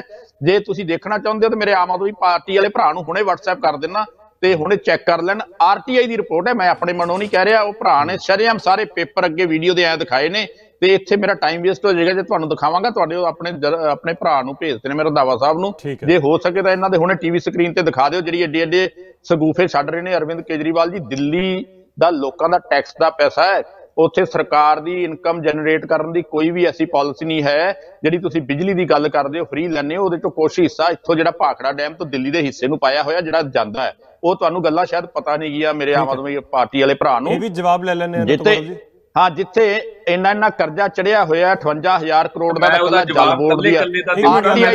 ਦੂਜੀ ਗੱਲ ਮੁਹੱਲਾ ਕਲੀਨਿਕ, ਇੱਕ ਮਿੰਟ, ਮੁਹੱਲਾ ਕਲੀਨਿਕ ਦੀ ਗੱਲ ਕੀਤੀ ਇਹਨਾਂ ਨੇ। ਤੁਸੀਂ ਸਵਾਲ ਕਰੋ, ਮੈਂ ਜਵਾਬ ਦੇਣ ਨੂੰ ਤਿਆਰ ਹਾਂ। ਮੈਂ ਸਭ ਤੋਂ ਮੁਹੱਲਾ ਕਲੀਨਿਕ ਪੰਜਾਬ ਦੀ ਸਿਚੁਏਸ਼ਨ ਦਿੱਲੀ ਵਰਗੀ ਨਹੀਂ ਗੀ। ਅਸੀਂ ਵਾਰ-ਵਾਰ ਕਹਿ ਰਹੇ ਹਾਂ 12,500 ਪਿੰਡ ਨੇ, ਇੱਥੇ ਕਿਸਾਨਾਂ ਨੂੰ ਸਬਸਿਡੀ ਜਾਂਦੀ ਹੈ, ਹੋਰ ਸਬਸਿਡੀਜ਼ ਜਾਂਦੀਆਂ ਨੇ। ਉਹ ਪੰਜਾਬ ਗਵਰਨਮੈਂਟ, ਪੰਜਾਬ ਦੀ ਸਰਕਾਰ ਨੇ ਕਿਵੇਂ ਉਹ ਕਰਕੇ ਦਿੱਤੀਆਂ ਨੇ ਉਹ ਸਾਨੂੰ ਪਤਾ। ਅਸੀਂ ਕਿਉਂਕਿ ਕਿਸਾਨੀ ਹਮੇਸ਼ਾ ਘਾਟੇ 'ਚ ਰਹੀ ਹੈ, ਕੁਛ ਨਾ ਕੁਛ ਸਾਨੂੰ ਕਿਸਾਨਾਂ ਨੂੰ ਦੇਣਾ ਪਏਗਾ ਵੀ ਉਹਨਾਂ ਨੂੰ ਬੈਲੈਂਸ ਰੱਖਣ ਲਈ, ਵੀ ਉਹਨਾਂ ਨੂੰ ਘਾਟਾ ਨਾ ਪਏ, ਕਿਸਾਨ ਖੁਦਕੁਸ਼ੀਆਂ ਨਾ ਕਰਨ। ਇਹ ਕਹਿੰਦੇ ਨੇ ਪੰਜਾਬ ਸਰਕਾਰ ਨੇ ਕੀਤਾ ਕੀ ਆ। ਮੇਰੇ ਭਰਾ SSM ਵਾਲੇ ਵੀ ਬੋਲੇ ਨੇ ਹੁਣ, ਠੀਕ ਹੈ, ਰਾਜੇਵਾਲ ਸਾਹਿਬ ਨੇ ਬੜਾ ਵਧੀਆ ਕੰਮ ਕੀਤਾ ਕਿਸਾਨਾਂ ਦੀ ਅਗਵਾਈ ਕਰਕੇ, ਕਿਸਾਨ ਜਥੇਬੰਦੀਆਂ ਇਕੱਠੀਆਂ ਕਰਕੇ। ਪਰ ਜੋ ਅੱਜ ਰਾਜੇਵਾਲ ਸਾਹਿਬ ਸਿਆਸਤ 'ਚ ਕੁੱਦ ਆਏ ਨੇ, ਆਪਣਾ ਸਿਆਸੀ ਕੈਰੀਅਰ ਪਲੱਸ ਕਿਸਾਨ ਜਥੇਬੰਦੀਆਂ ਜਿਨ੍ਹਾਂ ਦਾ ਸਰਕਾਰ ਦੇ ਉੱਤੇ ਇੰਨਾ ਪ੍ਰੈਸ਼ਰ ਸੀਗਾ, ਸੈਂਟਰ ਸਰਕਾਰ ਤੇ ਪ੍ਰੈਸ਼ਰ ਪਾ ਲਿਆ, ਇਹਨਾਂ ਦੀਆਂ ਕਿਸਾਨ ਜਥੇਬੰਦੀਆਂ ਹੀ ਇਹਨਾਂ ਨਾਲ ਇਕੱਠੀਆਂ ਹੋਈਆਂ ਵੀ ਇਹ ਤਾਂ ਗਲਤ ਰਾਹ ਤੇ ਪੈ ਗਏ ਨੇ। ਚਲੋ ਉਹ ਗੱਲ ਨਹੀਂ ਮੈਂ ਕਰਨੀ ਚਾਹੁੰਦਾ। ਇਹ ਮੇਰੇ ਭਰਾ ਨੂੰ ਇਹ ਪੁੱਛਣਾ ਚਾਹੁੰਦਾ ਵੀ ਉਦੋਂ ਕੈਪਟਨ ਅਮਰਿੰਦਰ ਸਿੰਘ ਦੇ ਮੂੰਹ 'ਚ ਜਾ ਕੇ ਸਪੰਜੀ ਰਸਗੁੱਲੇ ਕਿਉਂ ਪਾਉਂਦੇ ਸੀ ਤੁਸੀਂ? ਕਿਉਂਕਿ ਕਿਸਾਨਾਂ ਦਾ ਕਰਜ਼ਾ ਤੁਸੀਂ ਆਪ ਮੰਨਿਆ ਵੀ ਮਾਫ ਕੀਤਾ ਕਾਂਗਰਸ ਸਰਕਾਰ ਨੇ। ਗੰਨੇ ਦੇ ਉੱਤੇ ਰੇਟ ਵਧਾਏ ਨੇ, ਗੰਨੇ ਦੇ ਰੇਟ ਵਧਾਏ ਨੇ। ਇੱਕ ਮਿੰਟ, ਗੰਨੇ ਦੇ ਰੇਟ ਵਧਾਏ ਨੇ ਕਾਂਗਰਸ ਸਰਕਾਰ ਨੇ। ਉਹ ਇੱਕ ਮਿੰਟ ਗੱਲ ਸੁਣ ਲਓ, ਤੁਹਾਨੂੰ ਗਿਣਾ ਰਿਹਾ ਸਰ, ਮੈਨੂੰ ਗੱਲ ਕਰ ਲੈਣ ਦਿਓ, ਮੈਨੂੰ ਗੱਲ ਕਰ ਲੈਣ ਦਿਓ। ਤੁਹਾਡੀ ਟਰਨ ਤੇ ਅਸੀਂ ਬੋਲੇ ਨਹੀਂ, ਤੁਹਾਡੀ ਟਰਨ 'ਚ ਮੈਂ ਬੋਲਿਆ ਨਹੀਂ, ਤਾਂ ਵੀ ਗੱਲ ਪੂਰੀ ਕਰ ਲੈਣ ਦਿਓ। ਹਾਂ ਤੁਹਾਨੂੰ, ਹਾਂ ਮੈਨੂੰ ਗੱਲ ਪੂਰੀ ਕਰ ਲੈਣ ਦਿਓ। ਹਾਂ, ਸਪੰਜੀ ਰਸਗੁੱਲੇ ਪਾਏ ਜਾ ਰਹੇ ਸੀ ਕੈਪਟਨ ਅਮਰਿੰਦਰ ਸਿੰਘ ਜੀ ਦੇ ਮੂੰਹ 'ਚ ਕਿਉਂਕਿ ਕਾਂਗਰਸ ਸਰਕਾਰ ਨੇ ਗੰਨੇ ਦੇ ਰੇਟ ਵਧਾਏ, ਕਿਸਾਨਾਂ ਦੇ ਕਰਜ਼ੇ ਮਾਫ ਕੀਤੇ। ਤੁਸੀਂ ਕਹਿੰਦੇ ਹੋ ਜਿਹੜਾ ਸੀ ਕੋਈ ਕੰਮ ਨਹੀਂ ਕੀਤਾ। ਠੀਕ ਹੈ, ਯਾਦਵਿੰਦਰ ਜੀ, ਹਾਂਜੀ, ਤੁਸੀਂ ਐਸਐਸਐਮ ਤੇ ਕਾਂਗਰਸ ਨੇ ਜਿੰਨੇ ਵੀ ਇਲਜ਼ਾਮ ਲਾਏ ਨੇ ਕਿ ਤੁਸੀਂ ਇਹਨੂੰ ਪ੍ਰੂਵ ਨਹੀਂ ਕਰ ਪਾਓਗੇ, ਉਹ ਪ੍ਰੂਵ ਕਰ ਦਿਓ ਜੀ। ਸੰਜੇ ਜੀ, ਇਸ ਤੋਂ ਬਾਅਦ ਤੁਹਾਡੇ ਕੋਲ ਮੇਰੇ ਇਹਨਾਂ ਨੇ 7 ਇਲਜ਼ਾਮ, ਪਹਿਲਾਂ ਤਾਂ ਮੈਂ ਬੇਨਤੀ ਕਰੂੰਗਾ ਕਾਂਗਰਸ ਪਾਰਟੀ ਦੇ ਆਖਰੀ ਸਵਾਲ ਦਾ ਇੱਕ ਜਵਾਬ ਹੈ। ਇਹ ਕਹਿੰਦੇ ਆ ਵੀ ਕੈਪਟਨ ਅਮਰਿੰਦਰ ਸਿੰਘ ਨੇ ਕਿਸਾਨਾਂ ਲਈ ਬਹੁਤ ਸਾਰੇ ਕੰਮ ਕੀਤੇ ਆ। ਮੈਂ ਇਹਨਾਂ ਨੂੰ ਬੇਨਤੀ ਕਰੂੰਗਾ ਵੀ ਉਹਨਾਂ ਨੂੰ ਇਹ ਕੰਮ ਸਾਰੇ ਸੋਨੀਆ ਗਾਂਧੀ ਜੀ ਨੂੰ ਦਿਖਾਣੇ ਚਾਹੀਦੇ ਸੀ, ਨਵਜੋਤ ਸਿੰਘ ਸਿੱਧੂ ਨੂੰ ਦਿਖਾਣੇ ਚਾਹੀਦੇ ਸੀ, ਜਿਹੜੇ ਕਹਿੰਦੇ ਸੀ ਉਹਨੇ ਕੰਮ ਨਹੀਂ ਕੀਤਾ ਤੇ ਉਹਨੂੰ ਵਿਚਾਰੇ ਨੂੰ ਕੁਰਸੀ ਤੋਂ ਲਾ ਕੇ ਮਾਰਿਆ। ਜਿਹੜੇ ਮੇਨ ਕੰਮ ਸਵਾਲ ਗੌਰਵ ਜੀ ਉਹਨਾਂ ਨੂੰ ਬੋਲਣ ਦੀ ਫਾਇਦਾ ਕੀ ਇਹਨਾਂ ਗੱਲਾਂ ਦਾ? ਫਿਰ ਮੈਂ ਤੁਹਾਡੇ ਚ ਬੋਲੂੰ, ਤੁਸੀਂ ਮੇਰੇ ਚ ਬੋਲੂਗਾ, ਕੋਈ ਫਾਇਦਾ ਨਹੀਂ। ਖੈਰ, ਤੁਸੀਂ ਹੁਣ ਆਪਣੀ ਗੱਲ ਨੂੰ ਡਿਫੈਂਡ ਕਰ ਸਕਦੇ ਹੋ ਜੋ ਆਮ ਆਦਮੀ ਪਾਰਟੀ ਤੇ ਦੋਸ਼ ਲਾਏ ਗਏ ਨੇ। ਹਾਂ, ਮੈਂ ਉਹੀ ਕਹਿਣ ਲੱਗਿਆ। ਹੁਣ ਇਹਨਾਂ ਨੇ ਕਿਹਾ ਕਿ ਇਹ ਟੈਕਸਾਂ ਦੀ ਗੱਲ ਹੋਈ ਹੈ ਵੀ ਇੱਥੇ ਟੈਕਸ ਨਹੀਂ ਆਉਂਦੇ। ਮੈਂ ਤੁਹਾਨੂੰ ਦੱਸਣਾ ਚਾਹੁੰਦਾ, ਆਮ ਆਦਮੀ ਪਾਰਟੀ ਨੇ ਆਪ ਦੀਆਂ 10 ਗਰੰਟੀਆਂ ਦੇ ਵਿੱਚ ਜਿਹੜੀ 9ਵੇਂ ਨੰਬਰ ਤੇ ਇੱਕ ਗਰੰਟੀ ਦਿੱਤੀ, ਉਹਦੇ 'ਚ ਇਹ ਲਿਖਿਆ ਹੈ ਕਿ ਆਮ ਆਦਮੀ ਪਾਰਟੀ ਦੀ ਜਦੋਂ ਸਰਕਾਰ ਬਣੀ, ਅਸੀਂ 5 ਸਾਲਾਂ ਦੇ ਵਿੱਚ ਕੋਈ ਵੀ ਨਵਾਂ ਟੈਕਸ ਨਹੀਂ ਵਧਾਵਾਂਗੇ, ਅਸੀਂ ਕੋਈ ਟੈਕਸ ਨਹੀਂ ਲਾਵਾਂਗੇ। ਦੂਸਰੀ ਗੱਲ ਜਿਹੜੀ ਇਹਨਾਂ ਨੇ ਗੱਲ ਕੀਤੀ ਸੀ, ਨੂੰ ਆਪਣੀ ਦੱਸੀ ਜਾਂਦੇ ਹੋ ਦਿੱਲੀ 'ਚ ਨਹੀਂ, ਮੈਂ ਹੁਣ ਉਹੀ ਦੱਸਣ ਲੱਗਿਆ। ਮੈਂ ਇਹਨਾਂ ਨੂੰ ਉਹੀ ਦੂਸਰੀ ਗੱਲ, ਜੇ ਇਹਨਾਂ ਨੇ ਗੱਲ ਕੀਤੀ ਸੀ ਕਿ ਸੈਂਟਰ ਦੀਆਂ ਪਾਲਿਸੀਆਂ ਤੇ ਕੰਮ ਕਰਦੇ। ਹੁਣ ਮੈਨੂੰ ਇਹ ਦੱਸੋ, PWD ਦਾ ਜਿਹੜਾ ਡਿਪਾਰਟਮੈਂਟ ਆ ਉਹ ਕਿਹਦੇ ਹੱਥ ਆਉਂਦਾ ਆ? ਉਹ ਦਿੱਲੀ ਸਰਕਾਰ ਦੇ ਅੰਡਰ ਆਉਂਦਾ ਆ, ਜਿਹਦੇ ਰਾਹੀਂ ਅਸੀਂ ਪੁਲ ਬਣਾਏ ਆ। ਜਿਹੜੇ ਤੁਸੀਂ ਬਜਟ ਦਿੱਲੀ ਸਰਕਾਰ ਨੇ ਪੁਲ ਬਣਾਉਣ ਤੇ ਰੱਖੇ ਸੀਗੇ, ਸ਼ੀਲਾ ਦੀਕਸ਼ਿਤ ਨੇ, ਉਹਨਾਂ ਨੂੰ ਜਦੋਂ ਪੂਰਾ ਕੀਤਾ ਸੀ ਤਾਂ ਉਹ ਦਿੱਲੀ ਸਰਕਾਰ ਨੇ ਪੂਰਾ ਕੀਤਾ। ਔਰ ਉਹ ਜਿਹੜੇ 400 ਕਰੋੜ ਚ ਕਹੇ ਸੀ, ਉਹਨਾਂ ਨੇ 200 ਕਰੋੜ ਚ ਬਣਾਏ। 200 ਕਰੋੜ ਰੁਪਇਆ ਉਹਨਾਂ ਚੋਂ ਬਚਾ ਕੇ ਗਾਂ ਅੱਗੇ ਲੋਕਾਂ ਤੱਕ ਦਿੱਤਾ। ਹੁਣ ਗਾਂ ਇਹਨਾਂ ਨੇ ਪਾਣੀ ਵਾਲੀ ਗੱਲ ਕੀਤੀ, 58,000 ਕਰੋੜ ਦਾ ਕਰਜ਼ ਦੱਸ ਰਹੇ ਆ ਵੀ 58,000 ਕਰੋੜ ਦਾ ਕਰਜ਼ ਪਾਣੀ ਦਾ ਉੱਥੇ ਆ ਗਿਆ ਆ। ਤੇ ਦੂਜੇ ਪਾਸੇ ਮੈਂ ਇਹਨਾਂ ਨੂੰ ਦੱਸ ਰਿਹਾ ਕਿ ਔਨ ਰਿਕਾਰਡ ਆ ਕਿ ਜਿਹੜਾ ਪੂਰਾ ਬਜਟ ਹੈ ਦਿੱਲੀ ਸਰਕਾਰ ਦਾ, ਉਹ ਦੁੱਗਣਾ ਨਹੀਂ ਤਿੱਗਣਾ ਕਰ ਦਿੱਤਾ ਗਿਆ ਆ। ਉਹ ਕਿਵੇਂ ਕਰਤਾ ਆ? ਉਹ ਇਸ ਕਰਕੇ ਕੀਤਾ ਕਿਉਂਕਿ ਉੱਥੇ ਇਮਾਨਦਾਰੀ ਦੀ ਸਰਕਾਰ ਹੈ। SSM ਵਾਲਿਆਂ ਨੇ ਇੱਕ ਇਹਨਾਂ ਨੇ ਐਲੀਗੇਸ਼ਨ ਲਾਇਆ ਹੈ, SSM ਨੇ ਇੱਕ ਐਲੀਗੇਸ਼ਨ ਲਾਇਆ ਕਿ ਜਿਹੜੀਆਂ ਕੋਈ ਵੀ ਸਰਕਾਰ ਬਣਦੀ ਹੈ ਉਹ ਗੱਲ ਵਰਗੇ ਸ਼ੇਰ ਨਾਲ ਇਹਨਾਂ ਨੇ ਗੱਲ ਕੀਤੀ ਸੀ। ਪਰ ਮੈਂ ਇਹਨਾਂ ਨੂੰ ਦੱਸਣਾ ਚਾਹੁੰਦਾ ਕਿ ਬਹੁਤ ਮੇਰੇ ਸਰਕਾਰਯੋਗ ਨੇ ਕਿਸਾਨੀ ਅੰਦੋਲਨ ਦੇ ਵਿੱਚ ਅਸੀਂ ਵੀ ਸਮਰਥਨ ਦਿੱਤਾ ਸੀ, ਇਹਨਾਂ ਨੇ ਵੀ ਸਮਰਥਨ ਦਿੱਤਾ ਸੀ, ਉਹ ਸਾਰਿਆਂ ਨੇ ਰਲ ਕੇ ਲੜਿਆ। ਦਿੱਲੀ ਦੇ ਅੰਦਰ ਜਿੰਨੇ ਵਾਅਦੇ ਕੀਤੇ ਗਏ ਆ ਉਹ ਸਾਰੇ ਦੇ ਸਾਰੇ ਪੂਰੇ ਕੀਤੇ ਗਏ ਆ। ਠੀਕ ਹੈ, ਕੋਈ ਐਸਾ ਵਾਅਦਾ ਨਹੀਂ ਜਿਹੜਾ ਅਸੀਂ ਦਿੱਲੀ ਦੇ ਵਿੱਚ ਅਧੂਰਾ ਰੱਖਿਆ ਹੋਵੇ। ਠੀਕ ਹੈ। ਦੂਸਰੀ ਗੱਲ, ਮੇਰੇ ਕਾਂਗਰਸ ਭਰਾ ਨੇ ਗੱਲ ਕਹੀ ਹੈ ਕਿ ਇਹ ਪੰਜਾਬ ਦੀ ਸਟੇਟ ਵੱਖਰੀ ਸਟੇਟ ਹੈ, ਇੱਥੇ ਕਿਸਾਨਾਂ ਨੂੰ ਦੇਣਾ ਚਾਹੁੰਦੇ। ਮੈਂ ਦੱਸਣਾ ਚਾਹੁੰਦਾ, ਮੈਂ ਬਾਰ-ਬਾਰ ਕਹਿ ਰਿਹਾ, ਇੱਕੋ ਸਟੇਟ ਹੈ, ਦਿੱਲੀ ਦੀ ਸਰਕਾਰ ਹੈ ਜਿਹੜੀ ਕਿਸਾਨਾਂ ਨੂੰ 50,000 ਰੁਪਇਆ ਪ੍ਰਤੀ ਏਕੜ ਦੇ ਹਿਸਾਬ ਦੇ ਨਾਲ ਮੁਆਵਜ਼ਾ ਦਿੰਦੀ ਹੈ। ਔਰ ਇਹ ਮੁਆਵਜ਼ਾ ਕਿਹਨੇ ਤੈਅ ਕੀਤਾ ਸੀ? ਇਹ ਕਿਸਾਨਾਂ ਨੇ ਤੈਅ ਕੀਤਾ ਸੀ। ਕਿਸਾਨ ਮਿਲਣ ਆਏ ਸੀ ਅਰਵਿੰਦ ਕੇਜਰੀਵਾਲ ਜੀ ਨੂੰ, ਤੇ ਉਹਨਾਂ ਨੇ ਕਿਹਾ ਸਾਡੀ ਜ਼ਮੀਨ ਹੈ ਜਿਹੜੀ ਉਹ ਖਰਾਬ ਹੋ ਗਈ ਹੈ, ਫਸਲ ਖਰਾਬ ਹੋ ਗਈ ਹੈ, ਸਾਨੂੰ ਮੁਆਵਜ਼ਾ ਚਾਹੀਦਾ ਹੈ। ਤਾਂ ਕੇਜਰੀਵਾਲ ਸਾਹਿਬ ਨੇ ਕਿਹਾ ਵੀ ਤੁਹਾਨੂੰ ਮੁਆਵਜ਼ਾ ਕਿੰਨਾ ਚਾਹੀਦਾ ਹੈ ਕਿ ਜਿਹੜਾ ਤੁਹਾਡੇ ਨਾਲ ਠੀਕ ਹੋਵੇ? ਤਾਂ ਉਹਨਾਂ ਨੇ ਕਿਹਾ ਸਾਨੂੰ 40,000 ਰੁਪਇਆ ਘੱਟੋ ਘੱਟ ਤੇ ਮੁਆਵਜ਼ਾ ਚਾਹੀਦਾ ਹੈ। ਤਾਂ ਉਹਨਾਂ ਨੇ ਕਿਹਾ 40,000 ਨਹੀਂ, ਤੁਸੀਂ 50,000 ਰੱਖੋ। ਤੁਸੀਂ 40 ਕਹਿੰਦੇ ਹੋ, 10 ਹੋਰ ਵਧਾ ਕੇ 50,000 ਰੁਪਇਆ ਪ੍ਰਤੀ ਏਕੜ ਦੇ ਹਿਸਾਬ ਨਾਲ ਉਹਨਾਂ ਨੂੰ ਉੱਥੇ ਮੁਆਵਜ਼ਾ ਦਿੱਤਾ ਔਰ ਅੱਜ ਤੱਕ ਲਾਗੂ ਹੈ। ਦੂਸਰੀ ਗੱਲ, 1 ਕਰੋੜ ਰੁਪਇਆ ਸ਼ਹੀਦਾਂ ਨੂੰ ਸਨਮਾਨ ਰਾਸ਼ੀ ਦੇਣ ਦੀ ਗੱਲ ਸਿਰਫ ਤੇ ਸਿਰਫ ਆਮ ਆਦਮੀ ਪਾਰਟੀ ਨੇ ਕੀਤੀ ਹੈ। ਸਿਰਫ ਤੇ ਸਿਰਫ ਆਮ ਆਦਮੀ ਪਾਰਟੀ ਨੇ, ਜਿਨ੍ਹਾਂ ਦੇ ਪਰਿਵਾਰਾਂ ਦੇ ਲੋਕਾਂ ਦੇ ਸ਼ਹੀਦ ਹੋ ਗਏ, ਉਹ ਰੇਹੜੀਆਂ ਲਾਉਣ ਮਜਬੂਰ ਨੇ, ਉਹਨਾਂ ਦੇ ਪਰਿਵਾਰ, ਉਹ ਅੱਜ ਦਿਹਾੜੀ ਕਰਨ ਲਈ ਮਜਬੂਰ ਨੇ ਉਹਨਾਂ ਦੇ ਪਰਿਵਾਰ। ਪਰ ਕਿਸੇ ਵੀ ਪਾਰਟੀ ਨੇ, ਕਿਸੇ ਵੀ ਸਰਕਾਰ ਨੇ ਉਹਨਾਂ ਦੇ ਪਰਿਵਾਰ, ਕਿਸੇ ਨੇ ਰੱਖਿਆ ਨਹੀਂ ਕੀਤੀ, ਕਿਸੇ ਨੇ ਮਾਣ ਨਹੀਂ ਕੀਤਾ, ਕਿਸੇ ਨੇ ਸਨਮਾਨ ਨਹੀਂ ਕੀਤਾ। ਪਰ ਆਮ ਆਦਮੀ ਪਾਰਟੀ ਨੇ ਇੱਕੋ ਪਾਰਟੀ ਹੈ ਜਿਹਨੇ ਆਪਦੇ 10 ਗਰੰਟੀਆਂ ਦੇ ਵਿੱਚੋਂ ਦੂਜੀ ਗਰੰਟੀ ਇਹ ਕਹੀ ਹੈ ਵੀ ਅਸੀਂ 1 ਕਰੋੜ ਰੁਪਇਆ ਸਨਮਾਨ ਰਾਸ਼ੀ ਦੇ ਵਜੋਂ ਵੀ ਦਵਾਂਗੇ। ਔਰ ਦੂਸਰੀ ਗੱਲ ਇਹ ਹੈ, ਜੇ ਇਹ ਕਹਿੰਦੇ ਆ ਵੀ ਉਹ ਕਿਵੇਂ ਕਰਾਂਗੇ, ਇਹ ਸਾਰਾ ਕੁਝ ਬਾਈ ਜੀ ਇੱਕੋ ਤਰੀਕੇ ਹੋ ਸਕਦਾ। ਉਹ ਚਾਹੀਦੀ ਉਹਦੇ ਲਈ ਇਮਾਨਦਾਰ ਸਰਕਾਰ। ਅਗਰ ਅੱਜ ਹਿੰਦੁਸਤਾਨ ਦੇ ਅੰਦਰ ਕੋਈ ਇਮਾਨਦਾਰ ਸਰਕਾਰ ਹੈਗੀ ਆ ਤਾਂ ਦਿੱਲੀ ਦੀ ਸ਼੍ਰੀ ਅਰਵਿੰਦ ਕੇਜਰੀਵਾਲ ਦੀ ਸਰਕਾਰ ਹੋਊਗੀ, ਆਮ ਆਦਮੀ ਪਾਰਟੀ ਸਰਕਾਰ ਹੋਊਗੀ। ਜਦੋਂ ਪੰਜਾਬ ਦੇ ਵਿੱਚ ਆਮ ਆਦਮੀ ਪਾਰਟੀ ਦੀ ਸਰਕਾਰ ਬਣੀ, ਇਮਾਨਦਾਰ ਸਰਕਾਰ ਬਣੂਗੀ, ਜਿੰਨਾ ਪੈਸਾ ਜਿੰਨਾ ਲੋਕਾਂ ਦੀ ਜੇਬ 'ਚ ਜਿਹੜੇ MLA ਕੋਲ ਪਹਿਲਾਂ ਨਹੀਂ ਹੁੰਦਾ, ਫਿਰ ਇਹਨਾਂ ਦਾ MLA ਬਣ ਜਾਂਦਾ, ਉਹਦੇ ਕੋਲ ਇੰਨੇ ਪੈਸੇ ਆ ਜਾਂਦੇ ਨੇ 111 ਦਿਨਾਂ 'ਚ 10-10 ਕਰੋੜ ਰੁਪਇਆ 10-10 ਕਰੋੜ ਰੁਪਇਆ ਕੈਸ਼ ਇਹਨਾਂ ਦੇ ਭਾਣਜਿਆਂ ਤੋਂ ਮਿਲਦਾ। ਠੀਕ ਹੈ, ਇਹਨਾਂ ਦੇ ਕਾਂਗਰਸ ਵਾਲਿਆਂ ਤੋਂ। ਪਹਿਲਾਂ ਇਹਨਾਂ ਦਾ ਇੱਕ ਚੱਲਿਆ ਸੀਗਾ ਸਲੋਗਨ, ਇਹਨਾਂ ਨੇ ਚਲਾਇਆ ਸੀ ਵੀ ਘਰ ਘਰ ਚੰਨੀ ਕਰ ਦਾ ਮਸਲੇ ਹੱਲ।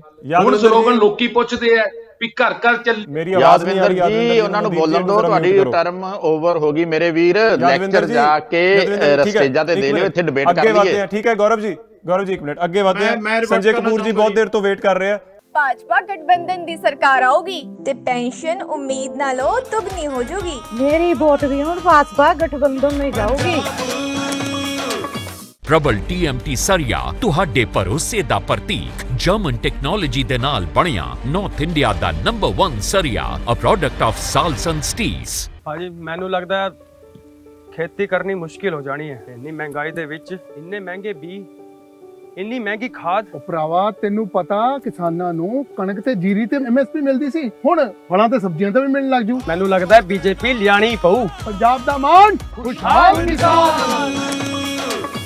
ਤੁਹਾਡੇ ਕੋਲ ਵਾਪਸ ਸੰਜੇ ਕਪੂਰ ਜੀ ਬਹੁਤ ਦੇਰ ਤੋਂ ਵੇਟ ਕਰ ਰਹੇ। ਇਸ ਤੋਂ ਬਾਅਦ ਕਮਲਜੀਤ ਜੀ ਤੁਹਾਡੇ ਕੋਲ ਆਉਣਾ। ਜੀ ਸੰਜੇ ਜੀ, ਇੱਕ ਗੱਲ ਇਹ ਵੀ ਜ਼ਰੂਰ ਦੱਸਣਾ, ਇੱਕ ਬੜਾ ਅੱਛਾ ਪੁਆਇੰਟ SSM ਨੇ ਵੀ ਰੇਜ਼ ਕੀਤਾ ਕਿ ਤੁਸੀਂ ਕਹਿ ਰਹੇ ਹੋ ਨਵੀਂ ਇੰਡਸਟਰੀਜ਼ ਲੈ ਕੇ ਆਵਾਂਗੇ, ਲਾਵਾਂਗੇ। ਇਹ ਬੜਾ ਇੰਪੋਰਟੈਂਟ ਪੁਆਇੰਟ ਹੈ ਕਿ ਜੇ ਉਹ ਇੰਡਸਟਰੀ ਨੇ ਇੱਥੇ ਆ ਕੇ ਸੈਟਲ ਹੋਣਾ ਹੈ, ਗਰੋ ਕਰਨਾ ਹੈ, ਤਾਂ ਕਈ ਸਾਲ ਐਟਲੀਸਟ ਸ਼ੁਰੂਆਤ ਦੇ ਉਹਨੂੰ ਬਹੁਤ ਸਬਸਿਡੀਜ਼ ਵਗੈਰਾ ਦੇਣੀਆਂ ਪੈਣਗੀਆਂ, ਤੇ ਇਸ ਲਈ ਇਹ ਫੀਜ਼ੀਬਲ ਵੀ ਹੋ ਪਾਏਗਾ ਪੰਜਾਬ 'ਚ ਕਿ ਨਹੀਂ? ਜੀ ਸੰਜੇ ਜੀ। अच्छा, पहले मैं अपने कांग्रेस के प्रवक्ता ते SSN ਦੇ ਪ੍ਰਵਕਤਾ ਇਹਨਾਂ ਨੇ ਕੁਝ ਪੁਆਇੰਟ ਉਠਾਏ ਸੀ, ਉਹਨਾਂ ਦਾ ਜਵਾਬ ਦੇ ਦਿਆਂ। ਮੈਨੂੰ ਲੱਗਦਾ ਪ੍ਰੋਬਲਮ ਆ ਗਈ ਹੈ ਜੀ, ਆਵਾਜ਼ ਨਹੀਂ ਆ ਰਹੀ ਕਿਸੇ। ਸੰਧੂ ਸਾਹਿਬ ਨੇ ਕਿਹਾ ਹੈਗਾ ਸੀ, ਕਾਂਗਰਸ ਦੇ ਪ੍ਰਵਕਤਾ ਸੰਧੂ ਸਾਹਿਬ ਨੇ, ਕਿ ਮੈਂ ਨਵਜੋਤ ਸਿੰਘ ਸਿੱਧੂ ਜੀ ਦੀ ਗੱਲ ਸਾਰੀ ਬੋਲ ਦਿੱਤੀ ਹੈ। ਇਹਨਾਂ ਦੀ ਜਾਣਕਾਰੀ 'ਚ ਮੈਂ ਲੈ ਕੇ ਆਣਾ ਚਾਹੁੰਦਾ ਵਾਂ ਕਿ ਨਵਜੋਤ ਸਿੰਘ ਸਿੱਧੂ ਜੀ ਜੋ ਸੈਂਟਰ ਦੇ ਵਿੱਚ BJP ਗਵਰਨਮੈਂਟ ਕੰਮ ਕਰਦੀ ਹੈ, ਉਹਨੂੰ ਕਾਪੀ ਕਰਨ ਦੀ ਕੋਸ਼ਿਸ਼ ਕਰ ਰਹੇ ਹੈ। ਉਹ ਗੱਲ ਕਰਦੇ ਪਏ ਗੁੱਡ ਗਵਰਨੈਂਸ 2014 ਤੋਂ ਲੈ ਕੇ ਬੇਸਿਕਲੀ। ਸੰਧੂ ਸਾਹਿਬ ਸੁਣ ਲਓ ਗੱਲ, ਜ਼ਰਾ ਹੌਸਲੇ ਨਾਲ ਸੁਣ ਲਓ। ਮੈਂ ਸੁਣ ਲਈ ਸਾਰੀ ਗੱਲ ਤੁਹਾਡੀ, ਜ਼ਰਾ ਹੌਸਲੇ ਨਾਲ ਗੱਲ ਸੁਣੋ। ਗੁੱਡ ਗਵਰਨੈਂਸ ਦੀ ਗੱਲ BJP 2014 ਤੋਂ ਉਸ ਤੋਂ ਪਹਿਲੇ ਵੀ ਕਰਦੀ ਆਈ ਹੈ, ਔਰ ਆਪਾਂ ਅੱਜ ਵੀ ਗੁੱਡ ਗਵਰਨੈਂਸ ਦੀ ਗੱਲ ਕਰਨੇ ਪਏ ਆ। ਜੇ 2 ਸਾਲ ਮਿਨਿਸਟਰ ਰਹੇ ਹੈ ਬੇਸਿਕਲੀ ਸਿੱਧੂ ਸਾਹਿਬ ਪੰਜਾਬ ਦੇ ਵਿੱਚ, ਆਪਣੇ ਡਿਪਾਰਟਮੈਂਟ 'ਚ ਤੇ ਉਹ ਗੁੱਡ ਗਵਰਨੈਂਸ ਇੰਪਲੀਮੈਂਟ ਕਰ ਨਹੀਂ ਪਾਏ, ਤੇ ਉਹ ਪੰਜਾਬ ਦੀ ਗੱਲਾਂ ਕਰਦੇ ਹੈਗੀ ਹੈ। दूसरी गल करते पे 3 घंटे जो ऑनलाइन नक्शा मिलदा संधू साहब मैनू बोल लें मैं बोलिया नहीं सी तुहाडे विच, मैं पूरी सुनी सी गल तुहाडी। बोलो। दूसरी गल इन्होंने की क्लस्टर बेस्ड पॉलिसी आपां 2019 दे विच सेंटर दे विच अनाउंस कीती सी कि हर जिले नूं आपां क्लस्टर बेस्ड डेवलप करांगे।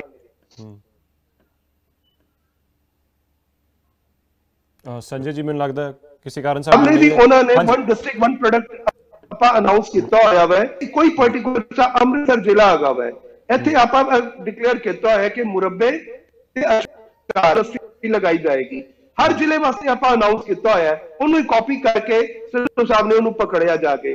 तीसरा ऑनलाइन मॉडल ते BJP शुरू तो काम कर रही, सारा इनकम टैक्स डिपार्टमेंट आपां ऑनलाइन मॉडल ते शिफ्ट कर दिता। जिन्नी इनकम टैक्स डिपार्टमेंट च करप्शन सी, अज कितनी करप्शन इनकम टैक्स डिपार्टमेंट दे विच घट गई है। ऑनलाइन मॉडल सारे सिद्धू साहब ने BJP की सेंट्रल गवर्नमेंट तो चुके हुए हैं। दूसरी गल, जे इन्ना ही बेसिकली इन्हां दे मॉडल ते कांग्रेस नूं विश्वास सी ते CM डिक्लेयर कर दिंदी उन्हां नूं। कौन मना करता पिया? बाजवा साहब इन्हां दी मैनीफेस्टो कमेटी दे चेयरमैन सी, ਉਹ ਤੇ ਇੱਥੋਂ ਤੱਕ ਕਹਿੰਦੇ ਰਹੇ ਕਿ ਸਿੱਧੂ ਸਾਹਿਬ ਦਾ ਜੋ ਕਹਿੰਦੇ ਪਏ ਸਾਨੂੰ ਨਹੀਂ, ਸਾਡਾ ਮੈਨੀਫੈਸਟੋ ਜਦੋਂ ਆਏਗਾ ਉਹ ਦੇਖਾਂਗੇ। ਸਿੱਧੂ ਸਾਹਿਬ ਆਪਣਾ ਹੀ ਵੱਖਰਾ ਰਾਗ ਲਾਪਦੇ ਪਏ ਹੈਗੇ। ਇੰਨੀ ਦੇਰ ਰਹੇ। ਅੱਛਾ, ਹੁਣ ਇਹ ਦੂਸਰੀ ਗੱਲ ਕਰਦੇ ਆ ਕਿ ਚੰਨੀ ਸਾਹਿਬ ਦੇ 111 ਦਿਨ ਇਹਨਾਂ ਨੇ ਨਵਾਂ ਸ਼ਗੂਫਾ ਫੜ ਲਿੱਤਾ। ਅੱਜ ਤੱਕ ਕਦੀ ਹਿੰਦੁਸਤਾਨ ਦੇ ਇਤਿਹਾਸ 'ਚ ਐਸਾ ਨਹੀਂ ਹੋਇਆ। ਸਟੇਟ ਦੇ ਵਿੱਚ ਸਰਕਾਰ ਹੁੰਦੀ ਹੈ ਪਾਰਟੀ ਦੀ, ਕਿਸੇ ਪਰਟੀਕੂਲਰ ਬੰਦੇ ਦੀ ਸਰਕਾਰ ਨਹੀਂ ਹੁੰਦੀ। ਅਗਲੀ ਵਾਰੀ ਵੀ ਸੁਪੋਜ਼ਿੰਗ, ਵੈਸੇ ਤਾਂ ਕੋਈ ਚਾਂਸ ਨਹੀਂ ਕਿ ਇਹਨਾਂ ਦੀ ਗਵਰਨਮੈਂਟ ਬਣ ਸਕੇ ਕਾਂਗਰਸ ਦੀ। ਅਗਲੀ ਵਾਰੀ ਆਣਗੇ ਫਿਰ ਕਹਿ ਦੇਣਗੇ ਕਿ 4 ਸਾਲ ਸਾਡਾ ਤੇ ਹੈਗਾ ਸੀ, ਇਹਨੂੰ ਸਾਡੀ ਗੱਲ ਨਹੀਂ ਸੁਣੀ, ਹੁਣ ਆਪਾਂ ਨਵਾਂ ਬਣਾਇਆ 3 ਮਹੀਨੇ ਵਾਸਤੇ ਨਵਾਂ CM। ਇਹ 3 ਮਹੀਨੇ ਦੇ ਕੰਮਾਂ ਦੇ ਬੇਸਿਸ ਤੇ ਸਾਨੂੰ ਐਨਾਲਾਈਜ਼ ਕਰੋ। 5 ਸਾਲ ਤੱਕ BJP ਨੇ ਵੀ ਬਹੁਤ ਬਦਲੇ ਨੇ, ਉੱਤਰਾਖੰਡ 'ਚ ਦੇਖ ਲਓ, ਗੁਜਰਾਤ 'ਚ ਦੇਖ ਲਓ, ਬਦਲੇ ਆ। ਤੇ ਆਪਾਂ ਉਹਨਾਂ ਦੇ ਕੰਮਾਂ ਨੂੰ ਕੋਈ ਡਿਸਓਨ ਨਹੀਂ ਕਰਦੇ, ਉਹਨਾਂ ਨੂੰ ਅਸੈਪਟ ਕਰਨੇ ਆ। ਆਪਾਂ ਉਹਨਾਂ ਦੇ ਕੰਮਾਂ ਨੂੰ ਅਸੈਪਟ ਕਰਨੇ ਆ, ਜੋ ਵੀ ਕੀਤਾ ਇਹ ਤੇ ਟੋਟਲੀ ਡਿਸਓਨ ਕਰਦੇ ਪਏ ਉਹਨਾਂ ਦੇ ਕੰਮਾਂ ਨੂੰ। ਕਾਂਗਰਸ ਦੀ ਗਵਰਨਮੈਂਟ ਹੈਗੀ ਸੀ ਕਿ ਕਿਸੇ ਇੱਕ ਬੰਦੇ ਦੀ ਗਵਰਨਮੈਂਟ ਸੀ ਪੰਜਾਬ ਦੇ ਵਿੱਚ?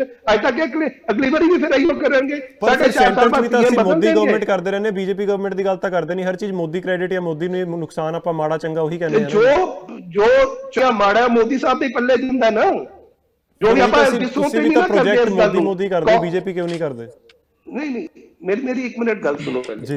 आपा मोदी साहब अच्छा कर रहे हैं, बुरा कर रहे हैं, क्या कर रहे हैं, आपा ओन करने पे है सारी गल, आपा डिसोन नहीं करते पे उस गल। ठीक है, ऐसे अपने पिछले CM दी सारी गल्लां नूं डिसोन कर देंदे हैं। अगली बारी भी करेंगे, बिल्कुल नहीं कर रहे जी। असि जेडे काम कांग्रेस ਗੌਰਵ ਜੀ ਮੈਨੂੰ ਇੱਕ ਵਾਰੀ ਗੱਲ ਪੂਰੀ ਕਰ ਲੈਣ ਦਿਓ, ਫਿਰ ਤੁਸੀਂ ਜ਼ਰੂਰ ਆਪਣੀ ਗੱਲ ਰੱਖੋ, ਇਹਦੇ ਚ ਕੋਈ ਦੋ ਰਾਏ ਨਹੀਂ ਹੈਗੀ। ਸੋ ਤੁਸੀਂ ਸਰਕਾਰ ਕਾਂਗਰਸ ਦੀ ਹੈ, ਲੋਕੀ ਕਾਂਗਰਸ ਨੂੰ ਐਨਾਲਾਈਜ਼ ਕਰਦੇ ਪਏ ਆ, ਤੁਹਾਡੇ ਕੋਲ ਪੂਰੇ 5 ਸਾਲ ਹੈਗੇ ਸੀ, ਤੁਸੀਂ ਕਰਕੇ ਕੰਮ ਦਿਖਾਉਂਦੇ ਅੱਜ ਤੱਕ। ਇਹ ਗੱਲ ਠੀਕ ਹੈ, ਅੱਗੇ ਵਧੀਏ।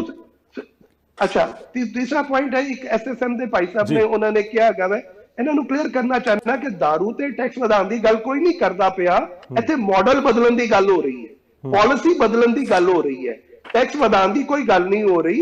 ਇਹਨਾਂ ਨੂੰ ਡਿਟੇਲ ਸ਼ਾਇਦ ਇਹਦੇ ਬਾਰੇ ਜਾਣਕਾਰੀ ਨਹੀਂ ਕਿ ਆਪਾਂ ਕਹਿੰਦੇ ਕੀ ਪਏਗੇ। ਦੂਸਰੀ ਗੱਲ ਜਿਹੜੀ ਇਹਨਾਂ ਨੇ ਕਹੀ ਕਿ ਪਾਕਿਸਤਾਨ ਨਾਲ ਵਪਾਰ ਚੱਲਦਾ ਪਿਆ ਸੀ, ਆਪਾਂ ਵੀ ਵਪਾਰ ਕਰਨਾ ਚਾਹੁੰਦੇ ਗਿਆ, ਪਰ ਸ਼ਹੀਦਾਂ ਦੀ ਸ਼ਹਾਦਤ ਤੇ ਵਪਾਰ ਨਹੀਂ ਕੀਤਾ ਜਾ ਸਕਦਾ। ਮੈਂ ਤੁਹਾਨੂੰ ਇਹ ਗੱਲ ਦੱਸ ਦਿਆਂ, ਜੇ ਪਾਕਿਸਤਾਨ ਤੋਂ ਵੀ ਬੰਦ ਕਰ ਦੋ ਜੀ, ਇਹ ਗੱਲ ਬੜੀ ਇੰਪੋਰਟੈਂਟ ਹੈ ਸੰਜੇ ਜੀ। ਗੁਜਰਾਤ ਨਹੀਂ ਕਰੇਗਾ ਸੰਜੇ ਜੀ, ਇਹ ਬੜੀ ਇੰਪੋਰਟੈਂਟ ਗੱਲ ਹੈ ਸੰਜੇ ਜੀ। ਮੈਂ ਇਹ ਸਵਾਲ ਪੁੱਛਣ ਜਾ ਰਿਹਾ, ਇੱਕ ਮਿੰਟ ਸੰਜੇ ਜੀ, ਇਹ ਬੜੀ ਇੰਪੋਰਟੈਂਟ ਗੱਲ ਹੈ ਕਿ ਤੁਸੀਂ ਇਹ ਗੱਲ ਤਾਂ ਕਹਿ ਰਹੇ ਹੋ, ਲੇਕਿਨ ਗੁਜਰਾਤ ਤੇ ਮੁੰਬਈ ਵਾਇਆ ਸੀ ਲਿੰਕ ਪੋਰਟਸ ਤੋਂ ਤਾਂ ਬਹੁਤ ਟ੍ਰੇਡ ਹੋ ਰਹੀ ਹੈ। ਬਾਰ-ਬਾਰ ਚਾਈਨਾ ਨੂੰ ਅਪੋਜ਼ ਕਰਨ ਦੀ ਗੱਲ ਕੀਤੀ ਜਾਂਦੀ ਹੈ, ਪਰ ਸਾਡੇ ਜਿਹੜੇ ਇੰਪੋਰਟ ਹੈ ਚਾਈਨਾ ਤੋਂ ਉਹ ਵੀ ਵੱਧ ਰਹੇ ਨੇ। ਸੋ ਇਹ ਸਿਰਫ ਪੰਜਾਬ ਨੂੰ ਹੀ ਕਿਉਂ ਇਹ ਬਲੌਕੇਡ ਲਾਈ ਜਾ ਰਹੀ ਹੈ? ਇਹ ਤਾਂ ਬੜੀ ਇੰਪੋਰਟੈਂਟ ਗੱਲ ਹੈ, ਸ਼ਹਾਦਤ ਤਾਂ ਸਾਰੀ ਦੇ ਰਹੇ ਨੇ, ਫਿਰ ਗੁਜਰਾਤ ਮੁੰਬਈ ਤੋਂ ਪਾਕਿਸਤਾਨ ਲਈ ਇੰਨਾ ਟ੍ਰੇਡ ਕਿਉਂ ਹੋ ਰਿਹਾ? ਦੇਖੋ ਐਸਾ ਪਾਕਿਸਤਾਨ ਤੋਂ ਸਭ ਤੋਂ ਵੱਡੀ ਗੱਲ ਪੰਜਾਬ ਰਾਹੀਂ ਇੱਕ ਪਠਾਨਕੋਟ ਹਮਲਾ ਹੋਇਆ, ਪਰ ਉਧਰ ਸਮੁੰਦਰ ਰਾਹੀਂ ਬੰਬੇ ਦਾ ਕਿੱਡਾ ਵੱਡਾ ਅਟੈਕ ਹੋਇਆ, ਤੇ ਉਹ ਸਮੁੰਦਰ ਨਹੀਂ ਬੰਦ ਕਰਨਗੇ। ਠੀਕ ਹੈ, ਜਵਾਬ ਲੈ ਲਈਏ, ਕਿਉਂਕਿ ਪੰਜਾਬ ਮਾਰਨਾ ਹੈ। ਜਵਾਬ ਲੈ ਲਈਏ। ਦੇਖੋ ਪੰਜਾਬ ਨੂੰ ਮਾਰਨ ਦੀ ਕੋਈ ਐਸੀ ਥਾਟ ਨਹੀਂ ਹੈ, ਤੁਹਾਡਾ ਵਿਚਾਰ ਹੋ ਸਕਦਾ ਹੈ, ਸੈਂਟਰਲ ਗਵਰਨਮੈਂਟ ਦਾ ਐਸਾ ਕੋਈ ਵਿਚਾਰ ਨਹੀਂ। ਆਪਾਂ ਤੇ ਪੰਜਾਬ ਦੀ ਡਿਵੈਲਪਮੈਂਟ ਲਈ ਕੰਮ ਕਰਨਾ ਚਾਹੁੰਦੇ ਹੈਗੇ ਆ, ਔਰ ਅੱਜ ਪਹਿਲਾ ਮੌਕਾ ਹੈਗਾ ਵਾ ਇੰਨੇ ਸਾਲਾਂ ਦੇ ਵਿੱਚ। ਮੈਨੂੰ ਗੱਲ ਪੂਰੀ ਕਰ ਲੈਣ ਦਿਓ। ਜਿਹੜੇ ਕਾਲੇ ਕਾਨੂੰਨ ਕਿਸਾਨਾਂ ਨੂੰ ਤੁਹਾਡੇ ਸਵਾਲਾਂ ਦਾ ਜਵਾਬ ਨਹੀਂ ਦੇਣਾ, ਇੱਥੇ ਐਂਕਰ ਦੇ ਸਵਾਲਾਂ ਦਾ ਜਵਾਬ ਦੇਣਾ ਹੈ। ਜੀ ਤੁਹਾਡੇ ਸਵਾਲਾਂ ਦਾ ਜਵਾਬ ਦੇਣ ਲਈ ਨਹੀਂ ਮੈਂ ਹੈਗਾ, ਦੱਸੋ ਜੋ ਉਹਨਾਂ ਨੇ ਸਵਾਲ ਕੀਤੇ ਉਹਨਾਂ ਦਾ ਜਵਾਬ ਦੇਣਾ ਮੈਂ। ਦੱਸੋ। ਦੇਖੋ ਦੂਸਰੀ ਗੱਲ ਹੈਗੀ ਹੈ ਕਿ ਪੰਜਾਬ ਦੀ ਡਿਵੈਲਪਮੈਂਟ ਲਈ Bharatiya Janata party totally committed ਹੈਗੀ ਹੈ। ਅੱਜ ਇੰਨੇ ਸਾਲਾਂ ਦੇ ਵਿੱਚ ਭਾਰਤੀ ਜਨਤਾ ਪਾਰਟੀ ਨੇ ਇੰਡੀਪੈਂਡੈਂਟਲੀ ਕਦੀ ਕੋਈ ਚੁਣਾਵ ਨਹੀਂ ਲੜਿਆ। ਆਪਾਂ ਇੱਕ ਅਕਾਲੀ ਦਲ ਦੇ ਨਾਲ ਜੂਨੀਅਰ ਪਾਰਟਨਰ ਰਹੇ ਆ। ਇਹ ਪਹਿਲਾ ਮੌਕਾ ਹੈਗਾ ਵਾ ਕਿ ਜਦੋਂ ਆਪਾਂ ਇੰਡੀਪੈਂਡੈਂਟਲੀ ਪੂਰੇ 73 ਸੀਟਾਂ ਦੇ ਵਿੱਚ ਐਤਕੀ ਲੜਨੇ ਪਏ ਹੈਗੀਆਂ। ਉਸ ਤੋਂ ਪਹਿਲੇ ਆਪਾਂ ਜਿੰਨੀ ਵਾਰੀ ਵੀ ਇਲੈਕਸ਼ਨ ਲੜੀ ਹੈ ਅਕਾਲੀ ਦਲ ਦੇ ਨਾਲ 23 ਸੀਟਾਂ ਤੇ ਲੜੀ ਹੈ। ਪਰ ਬੀਇੰਗ ਅ ਜੂਨੀਅਰ ਪਾਰਟਨਰ, ਉਹ ਜਦੋਂ ਇੱਕ ਕੋਲੀਸ਼ਨ ਗਵਰਨਮੈਂਟ ਹੁੰਦੀ ਹੈ ਉਹਦੇ ਕਈ ਕੰਸਟ੍ਰੇਂਟ ਹੈਗੇ ਆ। ਅੱਜ ਸਾਡੇ ਤੇ ਉਹ ਕੋਈ ਕੰਸਟ੍ਰੇਂਟ ਨਹੀਂ ਹੈਗੇ। ਸੋ ਆਪਾਂ ਭਾਰਤੀ ਜਨਤਾ ਪਾਰਟੀ ਆਪਾਂ ਟੋਟਲੀ ਕਮਿਟਡ ਹੈਗੇ ਆ ਕਿ ਆਪਾਂ ਪੰਜਾਬ ਦੀ ਡਿਵੈਲਪਮੈਂਟ ਕਰਨਾ ਚਾਹੁੰਦੇ ਆ। ਅੱਜ ਪੰਜਾਬ ਦੇ ਵਿੱਚ ਜਿੰਨਾ ਨਸ਼ਾ ਹੈਗਾ ਇਹਨੂੰ ਖਤਮ ਕਰਨਾ ਚਾਹੁੰਦੇ ਆ ਔਰ ਪੰਜਾਬ ਨੂੰ ਦੁਬਾਰਾ ਇੱਕ ਡਿਵੈਲਪਮੈਂਟ ਦੇ ਪਾਥ ਤੇ ਲੈ ਕੇ ਜਾਣਾ ਚਾਹੁੰਦੇ ਹਾਂ। ਠੀਕ ਹੈ, ਕਮਲਜੀਤ ਜੀ ਬਹੁਤ ਦੇਰ ਤੋਂ ਵੇਟ ਕਰ ਰਹੇ ਜੀ। ਕਮਲਜੀਤ ਜੀ। ਸਰ, ਆਪਾਂ ਨੂੰ ਪਤਾ ਕਿ ਪੰਜਾਬ ਦੇ ਉੱਪਰ ਜ਼ਿਆਦਾਤਰ ਰਾਜ ਸ਼੍ਰੋਮਣੀ ਅਕਾਲੀ ਦਲ ਤੇ ਕਾਂਗਰਸ ਪਾਰਟੀ ਨੇ ਕੀਤਾ। ਸ਼੍ਰੋਮਣੀ ਅਕਾਲੀ ਦਲ ਨੇ ਜੋ ਕੀਤਾ ਉਹ ਵੀ ਲੋਕਾਂ ਦੇ ਵਿੱਚ ਆ, ਕਾਂਗਰਸ ਨੇ ਜੋ ਕੀਤਾ ਉਹ ਵੀ ਲੋਕਾਂ ਦੇ ਵਿੱਚ ਆ। ਜਿਹੜੀ ਭਾਰਤੀ ਜਨਤਾ ਪਾਰਟੀ ਗੱਲ ਕਰ ਰਹੀ ਹੈ ਵੀ ਅਸੀਂ ਆਹ ਕੁਝ ਕਰਾਂਗੇ ਪੰਜਾਬ ਦੇ ਵਿੱਚ ਆ ਕੇ ਸਰਕਾਰ ਬਣਾ ਕੇ, ਮੈਂ ਸਮਝਦਾ ਕਿ ਇਹ ਜੋ ਹੁਣ ਚੁਣਾਵੀ ਚੋਣਾਂ ਨੂੰ ਦੇਖਦੇ ਹੋਏ ਜਿਹੜੇ ਐਲਾਨ ਹੈ ਕੀਤੇ ਜਾ ਰਹੇ ਆ, ਕਿਉਂਕਿ ਸੈਂਟਰਲ ਗਵਰਨਮੈਂਟ ਜੇ ਚਾਹੁੰਦੀ ਤਾਂ ਉਹ ਪਿਛਲੇ 7 ਸਾਲ 8 ਸਾਲ ਤੋਂ ਲਗਾਤਾਰ ਜਿਹੜੀ ਸੈਂਟਰ 'ਚ ਭਾਰਤੀ ਜਨਤਾ ਪਾਰਟੀ ਸਰਕਾਰ ਹੈ, ਮੋਦੀ ਸਾਹਿਬ ਦੀ ਸਰਕਾਰ ਹੈ, ਉਹ ਕੁਝ ਨਾ ਕੁਝ ਕਰਦੀ। ਹੁਣ ਚੋਣਾਂ ਮੌਕੇ ਆ ਕੇ ਵੱਡੇ ਵੱਡੇ ਐਲਾਨ ਕਰਨੇ, ਵੱਡੀਆਂ ਵੱਡੀਆਂ ਗੱਲਾਂ ਕਰਨੀਆਂ ਕਿਸਾਨੀ ਲਈ, ਕਿਰਤੀਆਂ ਲਈ, ਡਿਵੈਲਪਮੈਂਟ ਲਈ। ਨਹੀਂ ਸਰ ਸਮਝਣ ਦੀ ਲੋੜ ਹੈ। ਦੇਖੋ ਆਪਾਂ ਜਿਹੜੀ ਗੱਲ ਕਰ ਰਹੇ ਹਾਂ ਠੀਕ ਹੈ, ਸਾਰੀਆਂ ਪਾਰਟੀਆਂ ਨੇ ਕਰਨਾ ਹੁੰਦਾ। ਮੈਂ ਤੁਹਾਨੂੰ ਪਹਿਲੇ ਕਿਹਾ ਵੀ ਸ਼੍ਰੋਮਣੀ ਅਕਾਲੀ ਦਲ ਨੇ ਲੰਬਾ ਸਮਾਂ ਰਾਜ ਕੀਤਾ, ਉਹਨਾਂ ਨੇ ਪੰਜਾਬੀ ਤੇ ਪੰਜਾਬੀਅਤ ਲਈ ਕੁਝ ਕੀਤਾ। ਕਾਂਗਰਸ ਨੇ ਵੀ ਰਾਜ ਕੀਤਾ, ਉਹਨਾਂ ਦੀ ਗੱਲ ਵੀ ਸਮਝ ਆਉਂਦੀ ਹੈ।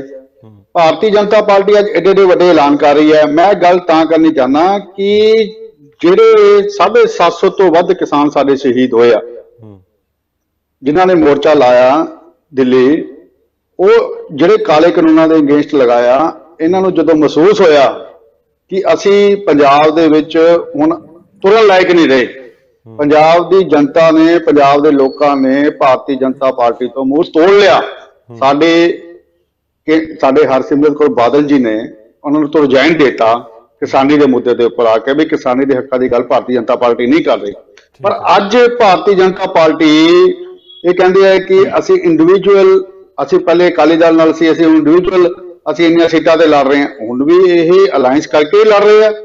ਕੈਪਟਨ ਅਮਰਿੰਦਰ ਸਿੰਘ ਨਾਲ ਵੀ ਇਹਨਾਂ ਦਾ ਅਲਾਇੰਸ ਆ, ਸੁਖਦੇਵ ਸਿੰਘ ਢੀਂਡਸਾ ਨਾਲ ਵੀ ਇਹਨਾਂ ਦਾ ਅਲਾਇੰਸ ਆ ਵੀ ਹੁਣ ਇੰਨੇ ਵਾਅਦੇ ਇਹ ਕਰ ਰਹੇ ਆ ਕਿ ਸੈਂਟਰ ਗਵਰਨਮੈਂਟ ਮੋਦੀ ਸਰਕਾਰ 7 ਸਾਲ ਤੋਂ ਰਾਜ ਕਰ ਰਹੀ ਹੈ। ਇਹਨਾਂ ਨੇ ਉਦੋਂ ਕੀ ਕੀ ਦਿੱਤਾ ਪੰਜਾਬ ਦੇ ਫਾਇਦੇ ਵਾਸਤੇ, ਮੈਂ ਉਹਨਾਂ ਕੋਲ ਪੁੱਛਣਾ ਚਾਹੁੰਦਾ। ਹੁਣ 3 ਪਾਰਟੀਆਂ ਦਾ ਆਪਾਂ ਗੱਲ ਵਿਚਾਰ ਕਰ ਇੱਕ ਮਿੰਟ ਸਰ ਮੈਂ ਬੇਸਿਕਲੀ ਆਉਣਾ ਚਾਹੁੰਦਾ ਆਮ ਆਦਮੀ ਪਾਰਟੀ ਦੇ ਉੱਪਰ। ਠੀਕ ਹੈ, ਮੈਂ ਉਹਨਾਂ ਦੀ ਬੜੀ ਵਿਸਤਾਰਪੂਰਵਕ ਮੇਰੇ ਵੀਰ ਦੀ ਮੈਂ ਗੱਲਾਂ ਸੁਣੀਆਂ ਨੇ। ਠੀਕ ਹੈ, ਜੋ ਗੱਲ ਜਲ ਬੋਰਡ ਦੀ ਘਾਟੇ ਜਾਣ ਦੀ ਗੱਲ ਆ ਉਹ ਬਿਲਕੁਲ ਕਲੀਅਰ ਆ ਵੀ ਦਿੱਲੀ ਦੇ ਵਿੱਚ ਇਹ ਕਹਿੰਦੇ ਆ ਕਿ ਅਸੀਂ ਕਿਸਾਨੀ ਮੋਰਚੇ ਲਈ ਅਸੀਂ ਕਿਸਾਨਾਂ ਲਈ ਆਹ ਕੀਤਾ। ਕਾਲੇ ਕਾਨੂੰਨਾਂ ਦੇ ਜਿਹੜਾ ਕਾਨੂੰਨ ਪਾਸ ਹੋਇਆ ਉਹਦੇ ਚ ਇਹਨਾਂ ਦੇ ਮੁੱਖ ਮੰਤਰੀ ਕੇਜਰੀਵਾਲ ਨੇ ਹਮਾਇਤ ਕੀਤੀ। ਪੁੱਛੋ ਇਹਨਾਂ ਨੂੰ ਕੀਤੀ ਕਿ ਨਹੀਂ ਕੀਤੀ। ਦੂਜਾ ਮੇਰਾ ਸਵਾਲ ਹੈਲਥ ਦੀ ਇਹ ਗੱਲ ਕਰਦੇ ਆ ਵੀ ਅਸੀਂ ਕੇਜਰੀਵਾਲ ਨੂੰ ਮੌਕਾ ਇੱਕ ਹੋਰ ਦਿਓ। ਪੰਜਾਬ ਦੀ ਜਨਤਾ ਨੇ 4 MP ਬਣਾਏ, 3 ਇਹਨਾਂ ਦੇ ਭੱਜ ਗਏ, ਮੌਕਾ ਦਿੱਤਾ ਸੀ ਜਦੋਂ ਪਹਿਲੇ। ਉਸ ਤੋਂ ਬਾਅਦ 20 ਦੇ ਲਗਭਗ ਇਹਨਾਂ ਦੇ MLA ਬਣੇ, 9 ਭੱਜ ਗਏ, 10 ਰਹਿ ਗਏ ਇਹਨਾਂ ਕੋਲ। 2 ਮੌਕੇ ਪਹਿਲਾਂ ਦੇਤੇ ਇਹਨਾਂ ਨੂੰ, ਹੁਣ ਤੀਜਾ ਮੌਕਾ ਕਿਹੜੇ ਮੂੰਹ ਨਾਲ ਭਾਲਦੇ ਆ। ਚੌਥੀ ਗੱਲ, ਜੇ ਹੈਲਥ ਦੀ ਗੱਲ ਦੀ ਇਹ ਗੱਲ ਕਰਦੇ ਆ, ਤੁਹਾਨੂੰ ਯਾਦ ਹੋਣਾ ਪਿਛਲੀ ਇਲੈਕਸ਼ਨ ਦੇ ਵਿੱਚ ਇਹਨਾਂ ਦਾ CM ਦਾ ਚਿਹਰਾ ਸਰਦਾਰ ਜਰਨੈਲ ਸਿੰਘ ਸੀ ਜੀ। ਬੀਜੇਪੀ ਆਊਗੀ ਤਾਂ ਕਬੱਡੀ ਦੀ ਖੇਡ ਨੂੰ ਉਤਸ਼ਾਹਿਤ ਕਰਨ ਲਈ ਪੇਂਡੂ ਟੂਰਨਾਮੈਂਟ ਨੂੰ ਵਧਾਵਾ ਦੇਵੇਗੀ। ਸਾਨੂੰ ਬੀਜੇਪੀ ਚਾਹੀਦੀ ਹੈ। ਪ੍ਰਬਲ TMT ਸਰੀਆ ਤੁਹਾਡੇ ਭਰੋਸੇ ਦਾ ਪ੍ਰਤੀਕ ਜਰਮਨ ਟੈਕਨੋਲੋਜੀ ਦੇ ਨਾਲ ਬਣਿਆ ਨਾਰਥ ਇੰਡੀਆ ਦਾ ਨੰਬਰ 1 ਸਰੀਆ, a product of Salson steels. ਜਿੰਨੇ ਵੀ ਅੱਤਵਾਦ ਪੀੜਿਤ ਪਰਿਵਾਰ ਨੇ, ਭਾਜਪਾ ਸਰਕਾਰ ਉਹਨਾਂ ਨੂੰ ਵੀ 5 ਲੱਖ ਰੁਪਏ ਇੱਕ ਮੁਸ਼ਤ ਮੁਆਵਜ਼ਾ ਦੇਵੇਗੀ। ਸ਼ੁਕਰ ਹੈ ਭਾਜਪਾ ਸਰਕਾਰ ਨੇ ਸਾਡੇ ਗਰੀਬ ਪਰਿਵਾਰਾਂ ਬਾਰੇ ਸੋਚਿਆ। ਸਾਡੇ ਵਰਗੇ ਲੱਖਾਂ ਗਰੀਬ ਪਰਿਵਾਰ ਭਾਜਪਾ ਦੇ ਨਾਲ ਹਨ। ਅੱਤਵਾਦ ਤੇ ਇੱਕ ਵਾਰ ਤੁਹਾਡੇ ਨਾਲ ਭਾਜਪਾ ਸਰਕਾਰ। ਮੰਨਦੇ ਇਸ ਗੱਲ ਨੂੰ ਜੀ। ਔਰ ਇਹ ਹੈਲਥ ਸਿਸਟਮ ਦੀ ਗੱਲ ਕਰਦੇ ਆ, ਮੁਹੱਲਾ ਕਲੀਨਿਕਾਂ ਦੀ ਗੱਲ ਕਰਦੇ ਆ। ਇਹਨਾਂ ਦਾ ਉਹ MLA ਸਰਦਾਰ ਜਰਨੈਲ ਸਿੰਘ 36 ਘੰਟੇ ਬਾਹਰ ਸਾਹ ਦੀ ਤਕਲੀਫ ਕਰਕੇ ਕਰੋਨਾ ਦੌਰਾਨ ਮਰ ਗਿਆ। ਜਿਹੜੀ ਸਰਕਾਰ ਆਪਣੇ MLA ਨੂੰ ਨਹੀਂ ਬਚਾ ਸਕਦੀ ਉਹ ਕੀ ਗੱਲਾਂ ਕਰਦੀ ਆ। ਨਾਲੇ ਪੰਜਾਬੀ ਤੇ ਪੰਜਾਬੀਅਤ ਨੂੰ ਸਮਝਣਾ ਇਹਨਾਂ ਦੇ ਵੱਸ ਦੀ ਗੱਲ ਨਹੀਂ ਹੈ। ਠੀਕ ਹੈ, ਇਹਨਾਂ ਨੇ ਤਾਂ ਕੰਮ ਸਵੇਰੇ ਇਹ ਆ ਵੀ ਉਹ ਮਾਰਾ, ਦੁਪਹਿਰੇ ਉਹ ਪਾਰਟੀ ਮਾਰੀ, ਸ਼ਾਮ ਨੂੰ ਤੀਜੀ ਪਾਰਟੀ ਮਾਰੀ। ਕੋਈ ਇਹਨਾਂ ਦੇ ਕੋਲ ਵਿਜ਼ਨ ਨਹੀਂ ਪੰਜਾਬ ਵਾਸਤੇ। ਸਿਰਫ ਨੌਜਵਾਨਾਂ ਨੂੰ ਇਹਨਾਂ ਨੇ ਖਾਨਾ ਜੰਗੀ ਸੋਚ ਰਾਹੀਂ ਉਤਸ਼ਾਹਿਤ ਕਰ ਰਹੇ ਆ। ਮੈਨੂੰ ਦੱਸ ਦਿਓ ਕਿਹੜੀ ਯੋਗ ਲੀਡਰਸ਼ਿਪ ਹੈ ਇਹਨਾਂ ਦੇ ਕੋਲ ਜਿਹੜੀ ਇਹ ਸਰਕਾਰ ਬਣਾਉਣ ਦੀਆਂ ਗੱਲਾਂ ਕਰਦੇ ਆ। ਪਿਛਲੇ ਵੇਲੇ ਇਲੈਕਸ਼ਨ ਤੇ 100 ਤੋਂ ਵੱਧ ਸੀਟਾਂ ਦੀ ਗੱਲ ਕਰਦੇ ਸੀ, ਇਹ 20 ਤੇ ਉਤਰੇ। ਹੁਣ ਤਾਂ ਆਪਣੇ ਮੂੰਹ ਮੰਨੀ ਜਾਂਦੇ ਆ ਕਿ 30-35 ਦੇ ਨੇੜੇ ਜਿਹੜੇ ਹੈਗੇ ਆ ਜੀ, ਤੇ ਸਰਕਾਰ ਕਿੱਥੋਂ ਬਣਾਉਣਗੇ ਇਹ। ਸੋ ਬੜਾ ਇਹ ਜਿਹੜੇ ਆਪਾਂ ਗੱਲਾਂ ਕਰਦੇ ਆ ਇਹ ਕਿਸੇ ਵਿਜ਼ਨ ਦੇ ਤਰੀਕੇ ਦੇ ਨਾਲ ਗੱਲਾਂ ਕੀਤੀਆਂ ਜਾ ਸਕਦੀਆਂ ਨੇ। ਮੈਂ ਲਾਸਟ ਤੇ ਇਹੀ ਗੱਲ ਆਖਾਂਗਾ, ਆਪਣੇ ਤੁਹਾਡੇ ਚੈਨਲ ਦੇ ਮਾਧਿਅਮ ਰਾਹੀਂ ਪੰਜਾਬ ਦੇ ਲੋਕਾਂ ਨੂੰ ਅਪੀਲ ਕਰਾਂਗਾ ਕਿ ਸਾਰੀਆਂ ਪਾਰਟੀਆਂ ਤੁਹਾਡੇ ਸਾਹਮਣੇ ਨੇ। ਇਸ ਵਾਰੀ ਮੌਕਾ ਉਹ ਦਿਓ ਜਿੰਦੇ ਨਾਲ ਪੰਜਾਬ ਦੀ ਸਹੀ ਤਰੀਕੇ ਨਾਲ ਡਿਵੈਲਪਮੈਂਟ ਹੋ ਚੁੱਕੇ। ਜਿਹੜੀਆਂ ਪਾਰਟੀਆਂ ਡਿਵੈਲਪਮੈਂਟ ਕਰਾ ਸਕਦੀਆਂ ਨੇ, ਜਿਨ੍ਹਾਂ ਕੋਲ ਸੋਚ ਹੈ, ਸਮਝ ਹੈ, ਜਿਨ੍ਹਾਂ ਨੇ ਕੁਝ ਕੀਤਾ, ਸਾਰਿਆਂ ਦਾ ਪਾਰਟੀਕਲ ਐਨਾਲਿਸਿਸ ਕਰਕੇ ਉਹਨਾਂ ਨੂੰ ਵੋਟ ਪਾਓ ਤਾਂ ਜੋ ਪੰਜਾਬ ਦੇ ਵਿੱਚ ਇਨਕਮ ਵਿੱਚ ਵੀ ਵਾਧਾ ਕੀਤਾ ਜਾਵੇ ਤੇ ਇਹਦੀ ਡਿਵੈਲਪਮੈਂਟ ਦਾ ਵੀ ਧਿਆਨ ਦਿੱਤਾ ਜਾਵੇ। ਜਿਹੜੇ ਨੌਜਵਾਨ ਸਰ ਅੱਧੇ ਮਿੰਟ ਹੋਰ ਜੀ ਪਲੀਜ਼, ਮੈਂ ਦੇਖੋ ਤੁਸੀਂ ਸਭ ਨੂੰ ਟਾਈਮ ਦਿੱਤਾ, ਮੈਂ ਜ਼ਿਆਦਾ ਸਮਾਂ ਨਹੀਂ ਬੋਲਿਆ, ਜਲਦੀ ਮੁਕਾਈਏ ਜੀ। ਸਰ ਅੱਧੇ ਮਿੰਟ 'ਚ ਮੈਂ ਗੱਲ ਖਤਮ ਕਰ ਦੇਣੀ ਆ। ਜਿਹੜੀ ਨੌਜਵਾਨ ਪੀੜ੍ਹੀ ਆਪਣੀ ਬਾਹਰ ਜਾ ਰਹੀ ਹੈ, ਪੰਜਾਬ ਦੇ ਵਿੱਚ ਨੌਜਵਾਨ ਭਾਰੀ ਗਿਣਤੀ ਜਾ ਰਹੇ ਤਾਂ ਹਿੰਦੁਸਤਾਨ ਚੋਂ ਵਿੱਚ ਨੇ, ਪਰ ਆਪਾਂ ਜਿਹੜਾ ਸਹੀ ਗੱਲ ਹੈ ਇਸ ਨੂੰ ਰੋਕਿਆ ਜਾਵੇ। ਪੰਜਾਬ ਦੇ ਨੌਜਵਾਨ ਬੜੇ ਸੁਚੱਜੇ, ਪੜ੍ਹੇ ਲਿਖੇ, ਬੜੇ ਰੋਸ਼ਨ ਦਿਮਾਗ ਵਾਲੇ ਆ। ਇਹਨਾਂ ਨੂੰ ਜਿਹੜਾ ਹੈ ਇੱਥੇ ਹੀ ਡਿਵੈਲਪ ਕੀਤਾ ਜਾਵੇ। ਔਰ ਸ਼੍ਰੋਮਣੀ ਅਕਾਲੀ ਦਲ ਨੇ ਇਸ ਪ੍ਰਤੀ ਵਾਅਦਾ ਕੀਤਾ ਨੌਜਵਾਨਾਂ ਨੂੰ, ਚਾਹੇ ਉਹ ਆਲ ਇੰਡੀਆ ਜਿੱਥੇ ਵੀ ਸਟੱਡੀ ਕਰਨਾ ਚਾਹੁੰਦੇ ਹੋਣ, ਉਹਨਾਂ ਨੂੰ 10 ਲੱਖ ਦਾ ਜਿਹੜਾ ਕਰਜ਼ਾ ਵਾ ਉਹ ਬਗੈਰ ਜਿਹੜਾ ਵਿਆਜ ਤੋਂ ਦਿੱਤਾ ਜਾਊਗਾ। ਸੋ ਮੈਂ ਇਹਨਾਂ ਕੁਝ ਕਹਿੰਦਾ ਹੋਇਆ ਮੈਂ ਲੋਕਾਂ ਨੂੰ ਫਿਰ ਅਪੀਲ ਕਰਦਾ ਕਿ ਅੱਜ ਕੀ ਕਿਸੇ ਵਿਜ਼ਨ ਦੇ ਉੱਪਰ, ਕਿਸੇ ਗੱਲ ਦੇ ਉੱਪਰ ਵੋਟਾਂ ਪਾਓ। ਕਾਂਗਰਸ ਦੇ ਵੀਰ ਦੀ ਵੀ ਮੈਂ ਗੱਲ ਦੱਸਦਾ, ਇਹ ਗੱਲ ਕਰਦੇ ਆ ਸਿੱਧੂ ਸਾਹਿਬ ਦੀ। ਸਿੱਧੂ ਸਾਹਿਬ ਦਾ 5-7 ਦਿਨ ਪਹਿਲਾਂ ਬਿਆਨ ਆਇਆ ਸੀ, ਜਦੋਂ ਚੰਨੀ ਸਾਹਿਬ ਨੂੰ ਰਾਹੁਲ ਗਾਂਧੀ ਜੀ ਨੇ ਕਹਿਤਾ ਵੀ ਇਹ ਸਾਡੇ ਮੁੱਖ ਮੰਤਰੀ ਦਾ ਚਿਹਰਾ ਨੇ, ਤਾਂ ਉਹਨਾਂ ਦਾ ਅਗਲੇ ਦਿਨ ਬਿਆਨ ਆਇਆ, ਸਾਰਿਆਂ ਨੇ ਆਪਾਂ ਪੜ੍ਹਿਆ ਹੋਣਾ। ਕਹਿੰਦੇ ਮੁੱਖ ਮੰਤਰੀ ਦਾ ਤਾਂ ਬਣੋ ਜੇ 60 ਸੀਟਾਂ ਦੇ ਨੇੜੇ ਲੱਗਾਂਗੇ। ਪਾਰਟੀ ਪ੍ਰਧਾਨ ਗੱਲ ਕਰਦਾ ਵੀ ਅਸੀਂ 60 ਸੀਟ, ਕਿਉਂਕਿ 60 ਸੀਟਾਂ ਦੇ ਨਾਲ ਸਰਕਾਰ ਬਣਦੀ ਆ। ਅੱਜ ਦਾ ਮੁੱਦਾ ਹੀ ਨਹੀਂ ਆ। ਨਹੀਂ ਸਰ, ਮੁੱਦਾ ਨਹੀਂ ਹੈ, ਮੁੱਦਾ ਨਹੀਂ ਹੈ। ਠੀਕ ਹੈ, ਚਲੋ ਧੰਨਵਾਦ ਸਾਹਿਬ, ਥੈਂਕ ਯੂ। ਹਾਂਜੀ, ਥੈਂਕ ਯੂ। ਬਹੁਤ ਦੇਰ ਤੋਂ ਵੇਟ ਕਰ ਰਹੇ ਹਾਂ। ਸੰਖੇਪ ਚ ਕਰੋ ਜੀ। ਸਰ ਮੈਂ ਕਿਉਂਕਿ ਇੱਕ ਤਾਂ ਵਿਸ਼ੇ ਤੇ ਬੋਲਣਾ ਚਾਹੀਦਾ ਮੈਨੂੰ ਇਹ, ਦੂਸਰਾ ਮੈਂ ਵਕੀਲ ਹਾਂ ਤੇ ਇਸ ਕਰਕੇ ਵੀ ਮੈਨੂੰ ਲੱਗਦਾ ਵੀ ਰੈਲੇਵੈਂਟ ਗੱਲ ਕਰਨੀ ਚਾਹੀਦੀ ਹੈ। ਭਾਈ ਸਾਹਿਬ ਮੈਨੂੰ ਲੱਗਦਾ ਵੀ ਰੈਲੀ ਵਾਲਾ ਭਾਸ਼ਣ ਬੋਲ ਗਏ ਤੇ ਮੈਂ ਸਰ ਜਿਹੜਾ ਗੱਲ ਕਰਨੀ ਚਾਹੂੰਗਾ ਬੀਜੇਪੀ ਦੀ, ਜਿਹੜੀ ਮੈਂ ਬਾਘਾ ਬਾਰਡਰ ਖੋਲਣ ਦੀ ਗੱਲ ਕਰੀ ਸੀ, ਬਾਘਾ ਬਾਰਡਰ ਕਿਉਂ ਨਹੀਂ ਖੋਲ ਰਹੇ? ਬਾਘਾ ਬਾਰਡਰ ਇਹਨਾਂ ਨੇ ਖੋਲਣਾ ਸੀ ਜੇ ਤਿੰਨੇ ਕਾਲੇ ਕਾਨੂੰਨ ਲਾਗੂ ਹੋ ਜਾਂਦੇ, ਕਿਉਂਕਿ ਪੰਜਾਬ ਦੀਆਂ ਹਰਿਆਣੇ ਦੀਆਂ ਜ਼ਮੀਨਾਂ ਇਹਨਾਂ ਨੇ ਅਡਾਨੀ ਅੰਬਾਨੀ ਨੂੰ ਦੇ ਕੇ ਉਹਨਾਂ ਰਾਹੀਂ ਵਪਾਰ ਕਰਨਾ ਸੀ। ਇਸੇ ਜਿਹੜੀ ਚੀਜ਼ ਨਹੀਂ ਹੋਈ ਉਹਦਾ ਕੀ ਫਾਇਦਾ? ਨਹੀਂ ਸਰ, ਉਹ ਪੰਜਾਬ ਦੇ ਪੰਜਾਬ ਦੀ ਆਮਦਨ ਨਾਲ ਜੁੜੀ ਹੋਈ ਗੱਲ ਆ, ਪੰਜਾਬ ਦੀ ਆਮਦਨ ਨਾਲ ਜੁੜੀ ਹੋਈ ਗੱਲ ਆ ਜਿਹੜੀ ਮੈਂ ਕਹਿ ਰਿਹਾ ਕਿ ਬਾਘਾ। ਦੂਸਰਾ, ਆਮ ਆਦਮੀ ਪਾਰਟੀ ਜਿਹੜਾ ਕਹਿ ਰਹੀ ਹੈ ਕਿ ਅਸੀਂ ਜਿਹੜਾ ਹੈਗਾ ਲੋਕ ਭਲਾਈ ਤੇ ਖਰਚਾ ਕਰਾਂਗੇ। ਮੈਂ ਤੁਹਾਨੂੰ ਇਹਨਾਂ ਦੀ ਉਦਾਹਰਨ ਦੇਣੀ ਚਾਹੂੰਗਾ। ਇਹਨਾਂ ਨੇ ਕੋਵਿਡ ਦੇ ਦੌਰਾਨ RTI ਪਈ ਆ ਮੇਰੇ ਕੋਲੇ, CM ਤੇ LG ਫੰਡ ਦੇ ਵਿੱਚ RTI ਪਾਈ ਗਈ ਕਿ ਕਿੰਨੇ ਪੈਸੇ ਆਏ, 3500 ਕਰੋੜ ਰੁਪਇਆ ਇਹਨਾਂ ਨੇ ਉਹ ਫੰਡ ਚੋਂ ਕਢਵਾਇਆ ਤੇ ਨਾਲ ਖਰਚਾ ਕਿੰਨਾ ਕੀਤਾ? ਨਿਲ। ਉਸ ਤੋਂ ਇਹ ਸਿਰਫ ਐਡ ਦੇਣ ਤੇ ਵਿਸ਼ਵਾਸ ਰੱਖਦੇ ਨੇ। ਦੂਸਰਾ, ਜਿਹੜਾ ਇਹਨਾਂ ਨੇ ਪਿੱਛੇ ਜੇ ਕੱਢੀ ਸੀ ਕਿ ਜੇ ਅਸੀਂ 4 ਕੈਪਸੂਲ ਰਾਹੀਂ ਪਰਾਲੀ ਗਾਲਦੇ ਆ, ਉਹਦਾ ਕਿੰਨਾ ਇਹਨਾਂ ਨੇ ਸ਼ੋਰ ਮਚਾਇਆ ਸੀ। ਉਹਦੇ ਬਾਰੇ ਜਦੋਂ RTI ਪਾ ਕੇ ਪਤਾ ਕੀਤਾ ਕਿ ਦਵਾਈ ਕਿੰਨੇ ਦੀ ਆਈ, ਦਵਾਈ ਪੂਸਾ ਤੋਂ ਲਈ ਸੈਂਟਰ ਦੇ ਮਹਿਕਮੇ ਤੋਂ, ਤਾਂ ਦਵਾਈ ਕਿੰਨੇ ਦੀ ਆਈ? 40,000 ਰੁਪਏ ਦੀ। ਉਹਨੂੰ ਵੰਡਣ ਤੇ ਖਰਚਾ ਕਿੰਨਾ ਦਿਖਾਇਆ? 23 ਲੱਖ ਰੁਪਈਆ। ਤੇ ਉਹਦੀ ਐਡ ਕਰਨ ਤੇ ਖਰਚਾ ਕਿੰਨਾ ਦਿਖਾਇਆ? 10 ਕਰੋੜ ਰੁਪਈਆ। ਤੋ ਇਹ ਇਸ਼ਤਿਹਾਰਾਂ ਵਾਲੀ ਪਾਰਟੀ ਆ, ਇਸ਼ਤਿਹਾਰਾਂ 'ਚ ਇਹ ਇਹਨਾਂ ਦੇ ਵਿਕਾਸ ਨੇ, ਇਸ਼ਤਿਹਾਰਾਂ 'ਚ ਸਾਰਾ ਕੁਝ ਹੈ। ਇਸ ਕਰਕੇ ਮੈਂ 600 ਕਰੋੜ ਰੁਪਇਆ ਲਾਇਆ ਜੀ, 600 ਕਰੋੜ ਰੁਪਇਆ ਐਡ ਦੇ ਉੱਪਰ। ਵਪਾਰ ਦੇ ਮੌਕੇ ਵਧਾਈਏ, ਛੋਟੀਆਂ ਯੂਨਿਟਾਂ ਲਾਈਏ ਤੇ ਜਿਹੜਾ ਅਨਰੈਕਗਨਾਈਜ਼ਡ ਸੈਕਟਰ ਹੈ ਉਹਦੀ ਦਸ਼ਾ ਨੂੰ ਸੁਧਾਰਨ ਦੇ ਲਈ ਜਿਹੜਾ ਸੰਯੁਕਤ ਸਮਾਜ ਮੋਰਚਾ ਇੱਕ ਦਿਨ ਰਾਤ ਇੱਕ ਕਰੇਗਾ। ਠੀਕ ਹੈ ਸੰਜੇ ਜੀ, ਸਿਰਫ ਇਸ ਗੱਲ ਦਾ ਜਵਾਬ ਜਿਹੜਾ ਇਹ ਸਵਾਲ ਚੱਕਿਆ ਗਿਆ ਕਿ 7 ਸਾਲ ਸੈਂਟਰ ਚੋਂ ਪੰਜਾਬ ਲਈ ਕੀ ਕੀਤਾ, ਸਿਰਫ ਇੰਨੀ ਜੀ ਗੱਲ ਦਾ, ਸਮਾਂ ਘੱਟ ਹੈ। ਮੈਂ ਇਹਨਾਂ ਨੂੰ ਦੱਸਣਾ, ਪਹਿਲੇ ਇਹਨਾਂ ਦੀ ਗੱਲ ਦਾ ਜਵਾਬ ਦੇ ਦਿਆ ਕਿ ਅਡਾਨੀ ਅੰਬਾਨੀ ਨੂੰ ਪੰਜਾਬ 'ਚ ਗਵਰਨਮੈਂਟ ਸਾਡੀ ਹੈਗੀ ਨਹੀਂ ਹੈ ਤੇ ਆਪਾਂ ਉਹਨਾਂ ਨੂੰ ਜ਼ਮੀਨਾਂ ਕਿੱਥੋਂ ਦੇ ਸਕਦੇ ਹਾਂ? ਅਜੀਬ ਹੀ ਗੱਲਾਂ ਕਰ ਰਹੇ ਹਾਂ। ਫਾਰਮ ਲਾਸ ਦੀ ਗੱਲ ਕਰ ਰਹੇ ਸੀ, ਚਲੋ ਉਹ ਰੈਲੇਵੈਂਟ ਨਹੀਂ ਹੈ ਉਹ ਗੱਲ। ਫਾਰਮ ਲਾਸ ਉੱਥੇ ਵਿਡਰਾ ਹੋ ਗਏ, ਉਹ ਰੈਲੇਵੈਂਟ ਨਹੀਂ ਹੈ ਗੱਲ ਜੀ, ਸੈਂਟਰਲ ਗਵਰਨਮੈਂਟ ਬਣਾ ਰਹੀ ਹੈ, ਉਹ ਇੱਕ ਅਲੱਗ ਸਬਜੈਕਟ ਹੈਗਾ ਵਾ। ਚਲੋ ਰੈਲੇਵੈਂਟ ਨਹੀਂ ਹੈ, ਉਸ ਟੌਪਿਕ ਤੇ ਆਵਾਂਗੇ। ਹੁਣ ਸੈਂਟਰ ਨੇ ਕੀਤਾ ਕਿ ਮੈਂ ਇਹਦਾ ਜਵਾਬ ਦੇ ਦੇਣਾ ਤੁਹਾਨੂੰ ਜੀ। 2014 ਤੋਂ ਲੈ ਕੇ 21 ਤੱਕ 2400 ਕਿਲੋਮੀਟਰ बेसिकली नेशनल हाईवे बनाया और 2014 तक सिर्फ 1700 किलोमीटर का नेशनल हाईवे पंजाब दे विच हैगा सी। दूसरा, लुधियाना रूपनगर नेशनल हाईवे ਲਈ 1500 करोड़ रुपया सेंट्रल गवर्नमेंट ने सैंक्शन किया हैगा वा। किसानों ਨੂੰ पंजाब प्रधानमंत्री निधि सम्मान योजना ਨਾਲ 17.5 ਲੱਖ करोड़ रुपया ਆਪਾਂ ਅਬੰਡਿਤ ਕੀਤਾ ਹੈਗਾ ਵਾ ਜਾ ਕੇ। जल जीवन मिशन ਦੇ ਅੰਡਰ ਆਪਾਂ 22000 ਤੋਂ ਵੱਧ ਆਂਗਨਵਾੜੀਆਂ ਦੇ ਵਿੱਚ ਸਾਫ਼ ਪਾਣੀ ਦੀ ਵਿਵਸਥਾ ਕੀਤੀ ਗਈ ਹੈ। ਠੀਕ ਹੈ। ਤੇ ਆਪਾਂ ਇੱਕ ਨਵੀਂ ਪਾਲਿਸੀ ਵੀ ਪੰਜਾਬ ਲਈ ਲੈ ਕੇ ਆਏ ਸੀ, ਵਨ ਡਿਸਟ੍ਰਿਕਟ ਵਨ ਪ੍ਰੋਡਕਟ। ਉਹਨੂੰ ਜੇ ਕਾਂਗਰਸ ਸਰਕਾਰ ਬੇਸਿਕਲੀ ਸਹੀ ਤਰੀਕੇ ਕਰਦੀ, ਉਹਨੂੰ ਪ੍ਰਮੋਟ ਕਰਦੀ ਤੇ ਹਰ ਜ਼ਿਲ੍ਹੇ ਦੇ ਵਿੱਚ ਇੱਕ ਕਲਸਟਰ ਬਣ ਜਾਂਦਾ। ਉਹ ਕਲਸਟਰ ਦੇ ਅਕੋਰਡਿੰਗਲੀ ਉੱਥੇ ਜਿਹੜੇ ਵੀ ਪ੍ਰੋਡਕਟ ਬਣਦੇ ਉਹ ਘੱਟ ਰੇਟ ਤੇ ਬਣਦੇ, ਲੋਕਾਂ ਨੂੰ ਇੰਪਲੋਇਮੈਂਟ ਮਿਲਦੀ। ਪਰ ਪੰਜਾਬ ਦੀ ਗਵਰਨਮੈਂਟ ਦਾ ਇੰਡਸਟਰੀ ਵੱਲ ਤੇ ਧਿਆਨ ਹੀ ਕੋਈ ਨਹੀਂ ਹੈਗਾ ਜਾ ਕੇ। ਇਸ ਤੋਂ ਇਲਾਵਾ 22,399 ਮਕਾਨ ਜਿਹੜੇ ਪੰਜਾਬ ਪ੍ਰਧਾਨ ਮੰਤਰੀ ਗਰੀਬ ਕਲਿਆਣ ਯੋਜਨਾ ਵਿੱਚ ਉਹਦੇ ਵਿੱਚ ਆਪਾਂ ਲੋਕਾਂ ਨੂੰ ਬਣਾ ਕੇ ਦਿੱਤੇ।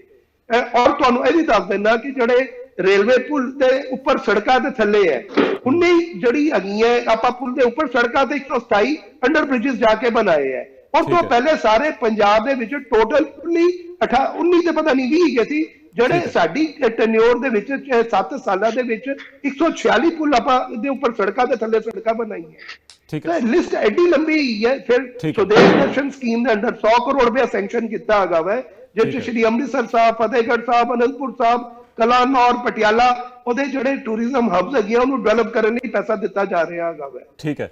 ਅੰਮ੍ਰਿਤਸਰ ਦੇ ਵਿੱਚ ਵਾਲਮੀਕੀ ਸਥਲ, ਜਲਿਆਂਵਾਲਾ ਬਾਗ ਲਈ ਉੱਥੇ ਜਿੰਨਾ ਪੈਸਾ ਖਰਚ ਹੋਇਆ ਸਾਰਾ ਸੈਂਟਰ ਗਵਰਨਮੈਂਟ ਨੇ ਦਿੱਤਾ ਹੈਗਾ ਵਾ। तो सेंट्रल गवर्नमेंट ने बड़े काम किए हैं भाई साहब, सिर्फ यह है कि ओदा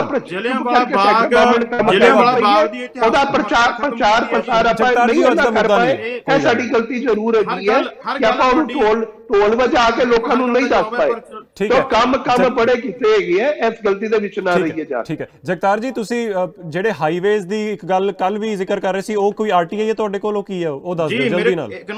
इकोनॉमिक टाइम्स दी रिपोर्ट है जी, 382 किलोमीटर ਜਿਹੜੇ ਸਟੇਟ ਦੇ ਹਾਈਵੇਜ਼ ਇਹਨਾਂ ਨੇ ਨੈਸ਼ਨਲ ਹਾਈਵੇ ਕਹਿ ਕੇ ਉਹਦੀ ਡਿਵੈਲਪਮੈਂਟ ਦਿਖਾ ਰਹੇ ਨੇ।